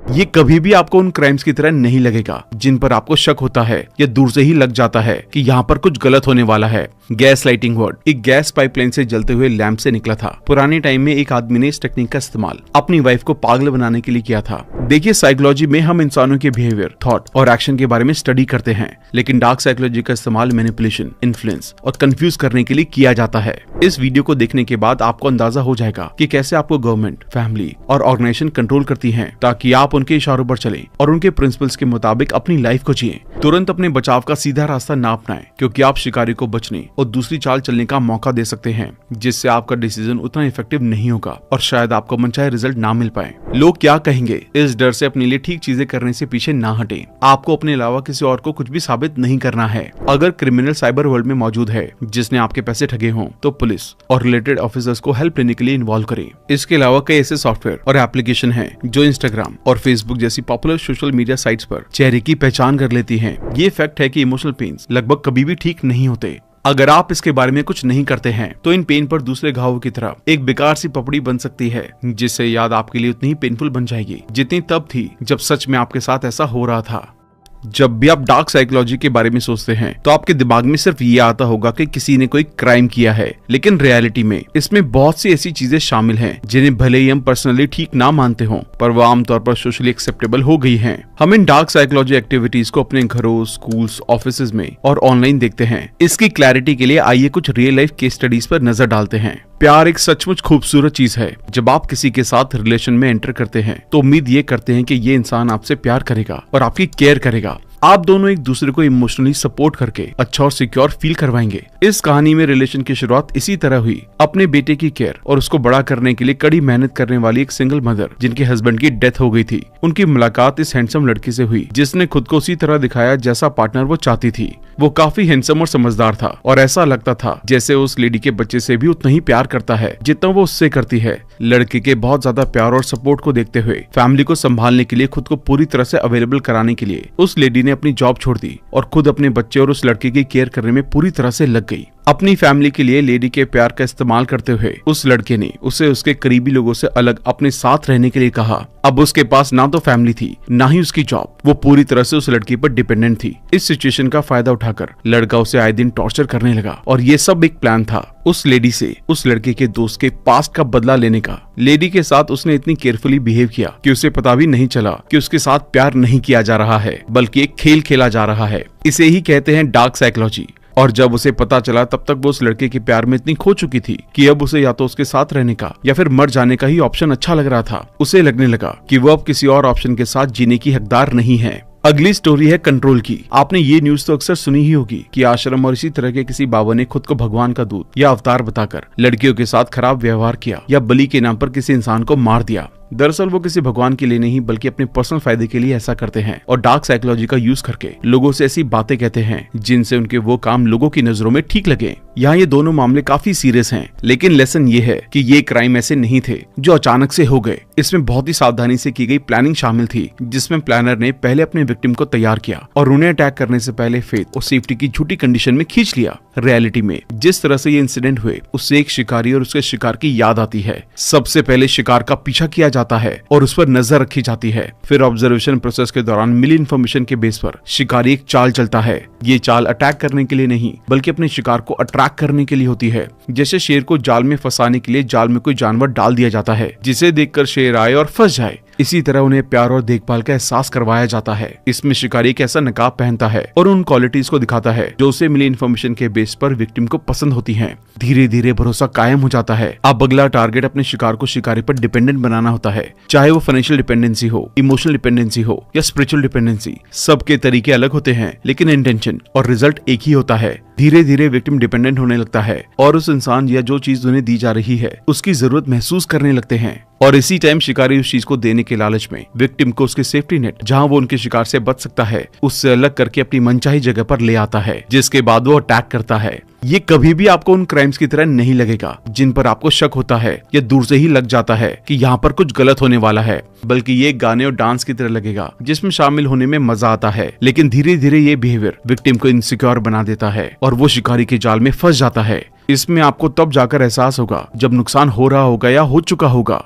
इस पूरी डार्क साइकोलॉजी और मैनिपुलेशन के कॉन्सेप्ट को डिटेल में समझने के लिए इसे हम बुक डार्क साइकोलॉजी के थ्रू समझेंगे जिसे जेम्स डब्ल्यू विलियम्स ने लिखा है। और याद रहे कि आप इस बुक को अलग अलग तरीके से यूज कर सकते हैं, या तो अपना फायदा उठवाने से बचने के लिए या किसी का फायदा उठाने के लिए। चॉइस आपकी है। सबसे पहले बात करते हैं डार्क साइकोलॉजी के बेसिक्स के बारे में। इमेजिन करें कि आपको एक पार्टी का इनविटेशन मिलता है जिसको आपके रिलेटिव ने ऑर्गेनाइज किया था। पार्टी के डेकोरेशन और डिनर बेहतरीन होने की वजह से आप इस बात का जिक्र अपने दोस्त के साथ करने लगते हैं। आप अपने दोस्त से कहते हैं कि क्या शानदार पार्टी थी यार। सामने वाला दोस्त जवाब देते हुए कहता है, तुम्हें किसने कहा ये एक शानदार पार्टी है? क्या तुमने नहीं देखा कि तुम्हारे रिलेटिव्स कितने बुरे हैं? उन्होंने तुम्हारी तरफ देखा तक नहीं और एक बार बात करने की कोशिश तक नहीं की। आप कहते हैं कि शायद वो बिजी होंगे। फिर आपका दोस्त कहता है कि ये कैसे रिलेटिव है भाई जिनके पास तुम्हारे लिए थोड़ा सा भी वक्त नहीं है। आपका दोस्त इस चीज को इतना हाईलाइट करता है कि आपके मन में एक ख्याल आना शुरू हो जाता है, शायद मेरे कपड़े अच्छे नहीं होंगे और मैं इन लोगों की तरह अमीर नहीं हूँ, या शायद मेरे रिलेटिव को पैसों का घमंड होगा, इसी कारण उन्होंने इग्नोर किया होगा।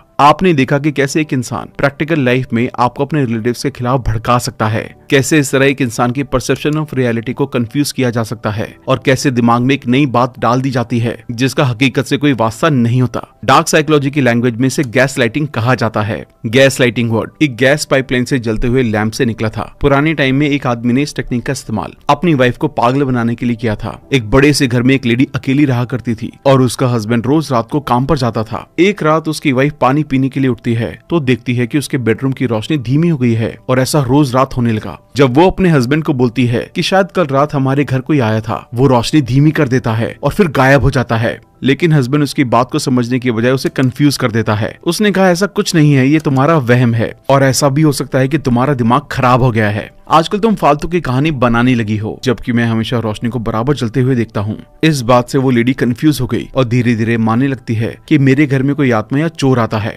लेकिन ये साबित करने के लिए उसके पास कोई प्रूफ नहीं था। मगर आखिर में पता चला कि उसका हस्बैंड रोज रात को आता था और चुपके से लाइट धीमी कर देता था ताकि वो वाइफ को कंफ्यूज करके मेंटली डिस्टर्ब कर सके।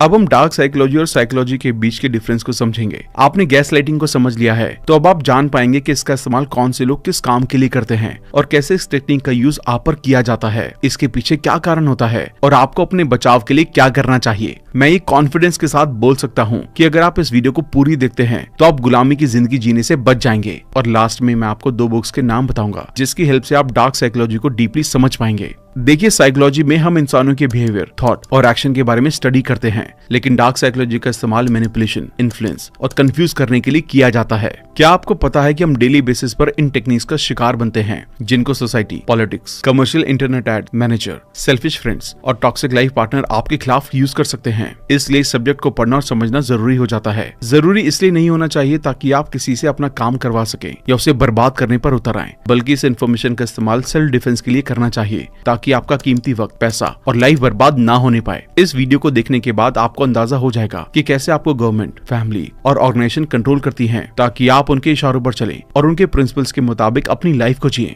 अब सवाल ये बनता है कि ये लोग ऐसा क्यों करते हैं? ये ऐसा इसलिए करते हैं ताकि उनको फायदा होता रहे। चलिए अब ये समझते हैं कि लोग डार्क साइकोलॉजी या गैस लाइटिंग का यूज एग्जैक्टली क्यों करते हैं। तो सबसे पहला रीजन है कंट्रोल करना। मान लेते हैं कि आपको आपके घर वाले एक बैंक अकाउंट दे देते हैं, लेकिन आपका बड़ा भाई बोलता है कि तुमने एटीएम तो अपने पास रख लिया है, लेकिन क्या तुम अपने पैसे मैनेज कर पाओगे? तुम्हें हर बार पैसे का हिसाब देना होगा। वैसे भी तुम्हारी कैलकुलेशन वीक है और अगर कुछ प्रॉब्लम हुई तो तुम्हें बैंक के चक्कर काटने पड़ेंगे। इससे आपका मोरल डाउन होना शुरू हो जाएगा और आपको खुद पर डाउट होने लगेगा, जिससे आप उस रिस्पॉन्सिबिलिटी से भागना चाहेंगे जो आपको दी गई है। आपको लगेगा कि हाँ, शायद मैं इस काम के लायक नहीं हूँ क्योंकि मैंने पास्ट में भी पैसे खो दिए थे, तो शायद इस काम के लिए मेरा बड़ा भाई ही बेहतर है। फिर इसके बाद आपका कंट्रोल आपके भाई के पास चला जाता है। दूसरा रीजन है सेल्फ एस्टीम को डाउन करना। मान लेते हैं कि क्लास टॉपर लड़की के पास एक लड़का आता है और कहता है कि इस क्लास में मेरा कोई दोस्त नहीं है, क्या आप मुझसे दोस्ती करेंगी? फिर वो धीरे धीरे उसके नोट्स लेता है, उसको मूवी टिकट्स भेजकर डिस्टर्ब करने लगता है और उसका ध्यान पढ़ाई से हटा देता है, जबकि साथ ही साथ खुद टाइम से पढ़ता रहता है। फिर एग्जाम टाइम पर कहता है कि मैं तो टाइम पास कर रहा था, मुझे तुम में कोई इंटरेस्ट नहीं है।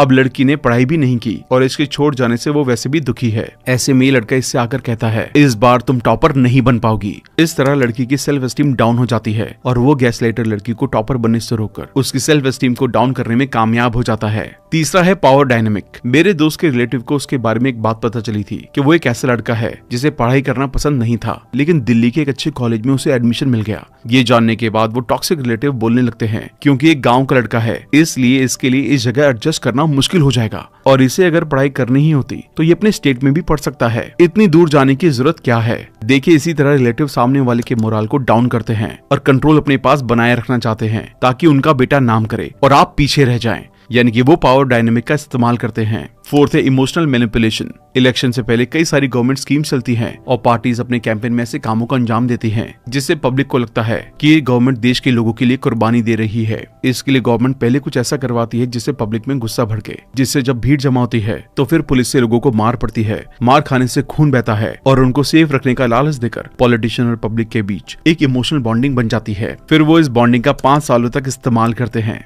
जिसके बाद मासूम और अनजान लोग करप्ट गवर्नमेंट के सामने विक्टिम बन जाते हैं। फिर गवर्नमेंट कितनी भी बुरी क्यों ना हो, वो उनसे सवाल नहीं पूछती। 5वां है डिफेंस मैकेनिज्म। मान लेते हैं कि एक बॉस आपको हमेशा कहता है कि आजकल जॉब्स की कमी हो गई है, जॉब्स मिलना बेहद मुश्किल हो गया है, मार्केट सिचुएशन बहुत चैलेंजिंग हो गई है, कोई कितना भी कोशिश कर ले इससे बेहतर जॉब नहीं मिल पाएगी। सवाल ये है कि आपके बॉस ऐसा क्यों कहते हैं? क्योंकि वो नहीं चाहते कि लोग उनकी कंपनी को छोड़कर चले जाएं। वो सेल्फ डाउट क्रिएट करके आपसे कम सैलरी में काम करवाना चाहते हैं। अगर आपके साथ भी इन 5 चीजों में से कुछ भी हुआ है तो मुझे कमेंट करके जरूर बताना। चलिए अब डार्क साइकोलॉजी के सिम्टम्स के बारे में बात करते हैं। इन रीजंस को समझने के बाद आपको पता चलेगा कि आप गैसलाइटिंग के निशाने पर हैं। इसके लिए साइकोलॉजिस्ट ने बताया है कि गैस लाइटर किस तरह आपको शिकार बना सकते हैं। पहले डिसमिसल और डिनाइल। जैसे एक हस्बैंड अपनी वाइफ से कहता है कि मुझसे पूछे बिना तुम्हें बाहर नहीं जाना है, तो वाइफ बोलती है कि आप मुझ पर शक कर रहे हो, आप क्या चाहते हो कि मैं गुलाम की तरह जिंदगी जीऊं? मतलब वाइफ को अकेले घूमना पसंद है, तो वो अपने हस्बैंड की बात को शक का बहाना लगाकर उसकी बात को डिनाई कर रही है। मतलब वो अपने हस्बैंड को विक्टिम बनाना चाहती है। दूसरा एग्जाम्पल मान लेते हैं, आपके दोस्त ने आपसे लोन लिया था, लेकिन जब पैसे लौटाने की बात आई तो कहता है, भाई मैंने तुम्हें पैसे लौटा दिए थे, तुम्हारी याददाश्त कमजोर है क्या? तुम्हें याद नहीं कि मैंने उस टाइम तुम्हारे बैग में पैसे रख दिए थे? यानी कि ये एक ऐसा इंसान है जो मुंह पर झूठ बोल रहा है। और तीसरा विदहोल्ड इन्फॉर्मेशन। पावर में रहने वाली गवर्नमेंट गैस लाइटिंग का भरपूर इस्तेमाल करती है। पहले पैसे खिलाकर मीडिया का कंट्रोल गवर्नमेंट अपने हाथ में ले लेती है, फिर वो एक कम्युनिटी को टारगेट करती है और उनका इतिहास बताती है, लेकिन इतिहास में आधा झूठ बताती है। जैसे इन्होंने हमारे साथ बहुत बुरा किया था, वो लोग जालिम थे, अब हम पावर में हैं, तो हमें इनसे बदला लेना चाहिए। और आपको उस कम्युनिटी के बारे में पूरी इन्फॉर्मेशन नहीं मिल पाती, क्योंकि गवर्नमेंट आधा सच तो ऐसे दिखाती है जैसे रियलिटी यही है और उसका दूसरा पहलू नहीं दिखता। अब सवाल ये निकल कर आता है कि हम और आप जैसे लोगों को इनसे बचने के लिए क्या तरीके अपनाने चाहिए। इसको हम एंड में डिस्कस करेंगे, लेकिन उससे पहले आपको समझना चाहिए कि गैस लाइटिंग का शिकार होने के बाद आप उन्हें कैसे पहचानेंगे, उनके सिम्टम्स क्या क्या होते हैं, कैसे पता चलेगा कि आप गैस लाइटिंग या डार्क साइकोलॉजी के शिकार हो रहे हैं। नंबर 1, अगर आपको अपने एक्शंस, काम और वे ऑफ थिंकिंग पर सेल्फ डाउट होना शुरू हो जाए और आप सोचने लगे कि अब तक मैंने जो काम किया क्या वो वैलिड थे, क्या मैं अक्सर झूठ बोलता हूँ, क्या मैं निकम्मा हूँ, मुझे लगता है कि मैं इस चीज के लायक नहीं था। नंबर 2, अगर किसी के साथ कुछ गलत हो जाए और उसका जिम्मेदार आपको बताया जाए, जैसे किसी लड़की के साथ कुछ गलत होता है तो उसके ड्रेस और नेचर पर कीचड़ उछाला जाता है। नंबर 3, सेल्फ कॉन्फिडेंस की कमी हो जाएगी और आपको सपोर्टिव लोगों से अलग कर दिया जाएगा। एक टाइम पर ऐसा महसूस होने लगेगा कि आप पागल हो जाएंगे, आपकी मेंटल कैपेसिटी वीक होने लगेगी। आज के जमाने में गैस लाइटिंग का यूज सोसाइटी, पॉलिटिशियन और ऑर्गेनाइजेशंस करते हैं और हम और आप इन तीनों के बीच रहते हैं। मतलब ये है कि आपके साथ ये टेक्निक आजमाई गई होगी, लेकिन आपको उसकी खबर नहीं थी। अगर आपके साथ ऐसा कुछ हुआ है तो इससे जुड़ी अपनी स्टोरी कमेंट में मेंशन करें, ताकि दूसरे लोगों को सबक मिले। और अगर नहीं हुआ है तो इसकी पॉसिबिलिटी है कि फ्यूचर में हो जाए, तो ऐसे वक्त में आपको क्या स्टेप फॉलो करने चाहिए। इसके लिए साइकोलॉजिस्ट ने 5 स्टेप्स बताए हैं। पहले मान लेते हैं कि आप इंडिया का क्रिकेट मैच देख रहे हैं और एक बॉल पर 6 रन की जरूरत है, लेकिन विराट कोहली उस बॉल पर आउट हो जाते हैं। तो आपके अंदर से आवाज आती है, काश मैं ग्राउंड पर होता तो मैं इंडिया को हारने नहीं देता। यानी उस वक्त आपके मन में इतना विश्वास पैदा हो जाता है कि आप खुद को विराट से बेहतर मानने की बात करने लगते हैं। यानी कि आपके अंदर की इनर पावर होती है जिस पर आपका विश्वास बना रहता है। इसलिए जब गैस लाइटर आपको शिकार बनाने की कोशिश करे तो आपको इनर पावर का इस्तेमाल करना चाहिए। अपने जमीर से पूछे कि क्या मैं सही बात कह रहा हूँ, और अपने अंदर की आवाज के रिस्पॉन्स को सुनकर सामने वाली आवाज को शांत कर दीजिए। अपने अंदर की आवाज या इनर सेल्फ पर भरोसा करें। कई बार झूठ इतनी बारीकी से गढ़ा जाता है कि वो सच लगने लगता है, लेकिन अंदर से एक लेवल पर क्या होना चाहिए क्या है और आपके सामने क्या ऑफर किया जा रहा है, आप इनके बीच चल रहे इम्बैलेंस को महसूस कर सकते हैं। हो सकता है कि सच्चाई को दिखाने के लिए कोई फिजिकल सिग्नल ना हो कि अरे कुछ गड़बड़ है, लेकिन आपको एहसास जरूर हो जाता है कि कुछ गड़बड़ है। ऐसे टाइम में उन इमोशंस को रिजेक्ट करना और जो आपको बताया जा रहा है उसके अकॉर्डिंग चलना आसान लगता है। हो सकता है कि आप अंदर से आवाज सुनकर कुछ अलग करना ना चाहें। क्या इस डर से कहीं लोग आपको किसी गलत नजरिए से ना देखने लग जाएं? आप हार मान लेते हैं और उस अंदर की आवाज को इग्नोर कर देते हैं, लेकिन बाद में पता चलता है कि वो ठीक कह रही थी। अपनी आवाज पर भरोसा करने के लिए टाइम के साथ प्रैक्टिस की जरूरत होती है। आप छोटी और आसान चीजों पर खुद को ट्रेन करके इसकी शुरुआत करें। जैसे सुबह आप घर से ऑफिस के लिए निकल रहे हो, सीढ़ी से नीचे उतरने पर आपको अंदर से लगे कि यार मैं कुछ भूल गया हूँ, तो घर में जाकर एक बार देख लें। अचानक आपने बस किसी के बारे में सोचा हो और उसे कॉल करने की जरूरत महसूस हुई हो तो उसे कॉल कर लें। हालांकि एग्जाम्पल छोटे हैं और इनसे कोई बड़ा फायदा नहीं हो सकता, लेकिन ये आपके इनर सेल्फ में विश्वास पैदा करते हैं, ताकि जब सच में इस आवाज के डायरेक्शन की जरूरत हो तो आप बेहतर ढंग से समझ सके कि आपकी इनर वॉइस क्या कह रही है और उस पर काम करना शुरू करें। अगर आप पहले से ही किसी ऐसी कंडीशन में हैं और आपके पास अपनी आवाज पर भरोसा मजबूत करने के लिए खुद को ट्रेन करने का टाइम नहीं है, तो उम्मीद ना खोएं। ध्यान रखें, माँ की तरह आपकी इनर वॉइस हमेशा आपका भला चाहती है, और जब तक आप जिंदा हैं आपके पास ये एक ऐसी गाइडेंस है जो आपको खुश और सिक्योर रहने में हेल्प करना चाहती है। ऐसे में बस ये समझने की कोशिश करें कि आपसे क्या कहना चाह रही है। ऐसी कंडीशन में यही सवाल पूछें और शुरुआत अपने आप से करें। ये जानने की कोशिश करें कि आप ऐसा क्यों महसूस करते हैं। अपनी प्रेजेंट कंडीशन को देखें, पता लगाएं कि आप अब जिस तरह से फील करते हैं उससे खुश क्यों नहीं हैं। अपने आप से पूछें कि आप ऐसा फील क्यों करते हैं और देखें कि क्या आप अपनी फीलिंग्स के बारे में और ज्यादा डिटेल में जान सकते हैं। जब हम खोया हुआ महसूस करते हैं तो फीलिंग एक गाइडेंस की तरह काम करती है। जब आप अपने मनचाहे जवाब खुशी खुशी पाने की कंडीशन में नहीं होते तो ऐसे में अपने बाहर देखें। अपने आप से बाहर देखने का मतलब ये नहीं है कि आपको उस इंसान के सामने खुद को जाहिर कर देना चाहिए जो आपके साथ डार्क साइकोलॉजी का खेल खेल रहा है। तुरंत अपने बचाव का सीधा रास्ता ना अपनाएं, क्योंकि आप शिकारी को बचने और दूसरी चाल चलने का मौका दे सकते हैं, जिससे आपका डिसीजन उतना इफेक्टिव नहीं होगा और शायद आपको मनचाहे रिजल्ट ना मिल पाए। इसके बजाय उन लोगों से जुड़े जिन पर आप भरोसा करते हैं। ये जानने के बाद कि आप अभी ऐसी सिचुएशन से डील करने की कोशिश कर रहे हैं जिसमें लोग आपके साथ विश्वासघात कर रहे हैं, अचानक ये डिसीजन लेना मुश्किल हो सकता है कि किस पर भरोसा किया जाए। ऐसे में किसी ऐसे इंसान के पास जाएं जिसका इस मैटर से बहुत कम या कोई पर्सनल लेना देना नहीं है। कोई ऐसा इंसान जो डायरेक्टली आपसे या इससे शामिल लोगों से जुड़ा नहीं है। इन लोगों के आपके साथ ईमानदार होने और ईमानदारी से सही राय देने की पॉसिबिलिटी ज्यादा होगी। जब आप सवाल पूछते हैं तो अगली जरूरी बात जवाब सुनना है। ये कुछ हद तक थोड़ा पागलपन सा लग सकता है। आपको अपने आप से जवाब मिलने कैसे शुरू हो जाएंगे। रियलिटी ये है कि हमारा सेल्फ डिसेप्शन हमें मिलने वाले जवाब के बारे में सिलेक्टिव बना देता है। हम अपने आप से कहते हैं कि हम सुन रहे हैं, लेकिन रियलिटी में सिर्फ उन जवाबों पर ध्यान दे रहे होते हैं जो हम सुनना चाहते हैं, बजाय उन पर जो हमें सच में मिल रहे हैं। रियल लिसनिंग के लिए कुछ अलगाव या डिटैचमेंट की फीलिंग की जरूरत होती है, लेकिन इसके लिए आपको रियलिटी से नहीं बल्कि खुद को अपनी फीलिंग से अलग करने की जरूरत है। फीलिंग से आपका डिटैचमेंट आपको अगले स्टेप की तरफ ले जाएगा, जिससे नई इन्फॉर्मेशन को फैक्ट के साथ प्रोसेस करके समझना आसान हो जाएगा। जैसे अचानक से एक दिन आपको पता चलता है कि आपकी गर्लफ्रेंड इतने टाइम से आपको चीट कर रही थी, तो ऐसे में इमोशनल होकर हताश ना हो, बल्कि फैक्ट के साथ देखें कि क्या उसने सच में ऐसा किया भी है या आपको सिर्फ गलतफहमी हो रही है। अगर किया है तो अब फैक्ट डिसाइड करें कि आपको उसके साथ रहना है या नहीं। साथ रहते हैं तो क्या फायदे और नुकसान हैं। छोड़कर अकेले रहते हैं और किसी लॉयल लड़की का वेट करते हैं तो क्या सिचुएशन आएंगी और आप इन्हें मैनेज कैसे करेंगे। इनकी प्लानिंग करें और आगे बढ़ें। इलॉजिकली काम करने से सिचुएशन पहले से कहीं ज्यादा मुश्किल हो सकती है। ये सभी फीलिंग्स को भरने और सरफेस पर लाकर खराब फीलिंग को बाहर निकालने को बहुत कठिन बना देता है। जब सच्चाई का सामना होता है तो आपका इलॉजिकल हिस्सा ये चाहता है कि आप सब कुछ बर्बाद कर दें। आपका गुस्सा आपको ऐसे कदम उठाने के लिए मोटिवेट कर सकता है जो शॉर्ट टर्म में आपकी फीलिंग को शांत करने में हेल्प करेंगे, लेकिन लॉन्ग टर्म में आपको उन पर पछतावा हो सकता है। इसलिए मैं ये नहीं कह रहा हूँ कि आपको अपनी फीलिंग को पूरी तरह से इग्नोर करना चाहिए। मैं ये कह रहा हूँ कि इस टाइम उन फीलिंग के बेस पर काम ना करें। पहले सिचुएशन से डील करें, बाद में अपनी फीलिंग से। दूसरा, कंफ्यूजन में ऐसे लोगों से हेल्प लीजिए जिन्होंने पास्ट में आपका साथ दिया है, जिनकी सच्चाई, समझदारी और इंटेलिजेंस की मिसाल दी जाती है। अगर ऐसे लोग साथ नहीं है या नहीं मिलते हैं तो किसी बेहतरीन साइकोलॉजिस्ट से कंसल्ट करना शुरू कर दें। बस याद रखें, किसी ऐसे इंसान के पास जाना बेहतर है जिसने कई बार साबित किया है कि वो आपका भला चाहता है।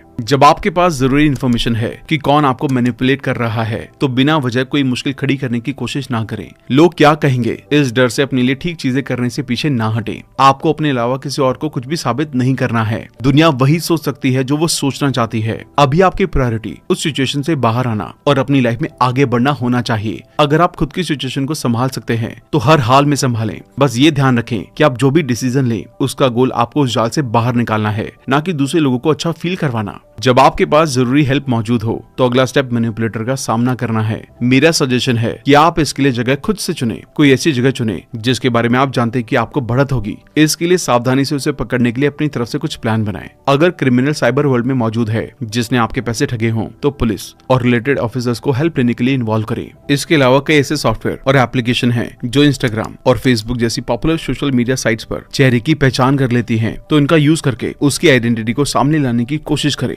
आपकी उसके साथ की गई बातचीत में उसकी असली पहचान के सुराग ढूंढें और जब आपके पास इनफ सबूत हो तभी उनका सामना करें। बेशक ऑफिसर्स के साथ होने के बाद फाइनली आप उसे पकड़ ही लेंगे, लेकिन अगर आपने पूरे सबूत और उसकी आइडेंटिटी की पहचान से पहले ऐसा करने की कोशिश की तो उसे भनक लग सकती है और उसे पकड़ने में ज्यादा टाइम लग सकता है। जब कोई ऐसा इंसान डार्क साइकोलॉजी का यूज करके आपका फायदा उठा रहा हो जो आपके करीब रहता है तो चीजें अलग ढंग से करें। अगर आपको किसी भी तरह से आपकी जान का खतरा है तो अकेले उस इंसान का मुकाबला ना करें। ऐसे रिलेशंस में अकेले कोई बहस करने से पूरी तरह से बचना ही सबसे अच्छा तरीका है। अगर आपको इससे मिलना ही हो तो ये पक्का करें कि आप अकेले मिलने ना जाएं। उन लोगों को इन्फॉर्म कर दें जो आपकी केयर करते हैं और मिलने के दौरान कम से कम एक इंसान आपके साथ मौजूद हो, क्योंकि सिक्योरिटी आपकी पहली जरूरत है। मैनिपुलेटर का सामना करके और इससे बचने के लिए जरूरी कदम उठाने के बाद तुरंत कुछ ऐसा करना शुरू कर दें जिससे वो आपको फिर कभी मैनिपुलेट ना कर सके। इससे कोई फर्क नहीं पड़ता है कि आपको कितनी ज्यादा चोट पहुंचाई गई, छेड़छाड़ की गई या आपके साथ मिसबिहेव किया गया। उसे पकड़कर ना बैठे रहें, बल्कि इससे आगे बढ़े और उस धोखे से मिले अपने घाव को ठीक करने के लिए खुद को थोड़ा टाइम दे। ये फैक्ट है कि इमोशनल पेन्स लगभग कभी भी ठीक नहीं होते। अगर आप इसके बारे में कुछ नहीं करते हैं तो इन पेन पर दूसरे घावों की तरह एक बेकार सी पपड़ी बन सकती है, जिससे याद आपके लिए उतनी ही पेनफुल बन जाएगी जितनी तब थी जब सच में आपके साथ ऐसा हो रहा था। इसलिए किसी कंसल्टेंट से बात करें, थेरेपी के लिए जाएं और जो भी आप अपने मूड को अच्छा बनाने के लिए कर सकते हैं वो करें। हालांकि ये रातों रात नहीं होगा, लेकिन लगातार इस तरह कदम उठाने से आप हर दिन अपने आप को पुराने दर्दों से आजाद करते रहेंगे और खुद को ऐसी पोजीशन में लाएंगे जिससे अब फिर से आपके साथ वैसा धोखा ना किया जा सके। तीसरा तरीका, अक्सर बेहतर लोग स्ट्रगल का सामना करने के बाद महान बनते हैं और स्ट्रगल से निकालने के रास्तों को किताबों में महफूज किया गया है, तो ऐसे टाइम में आप किताबों से हेल्प लीजिए। चौथा, ऐसे टाइम में एक हफ्ता, महीना या साल भर का ब्रेक लेना एक अच्छा डिसीजन हो सकता है। जब आप सिस्टम या मैट्रिक्स से बाहर निकल जाएंगे तो दुनिया को बाहर की नजर से देख पाएंगे या आपको पता चल जाएगा कि कैसे और किस तरह लोग अपनी ईगो को खुश करने और बेनिफिट्स के लिए मैनिपुलेशन करते हैं। और आखिर में पांचवा, उन सब की एक लिस्ट बनाना शुरू कर दीजिए। उनका नाम मेंशन करें जिनके एक्शन से गैस लाइटिंग का पता चला है, फिर चाहे वो कोई भी हो उनसे दूरी बना लीजिए। और इस दौरान खुद को डार्क साइकोलॉजी के बारे में एजुकेट करना सबसे बेहतर तरीका होगा, ताकि आपके पास इतनी नॉलेज हो जाए कि आप दुनिया के सामने विक्टिम की तरह पेश ना हो सके। क्योंकि जब सब साथ छोड़ देते हैं तो नॉलेज आपका साथ देती है और फिर वही आपका सीधा रास्ता बताती है।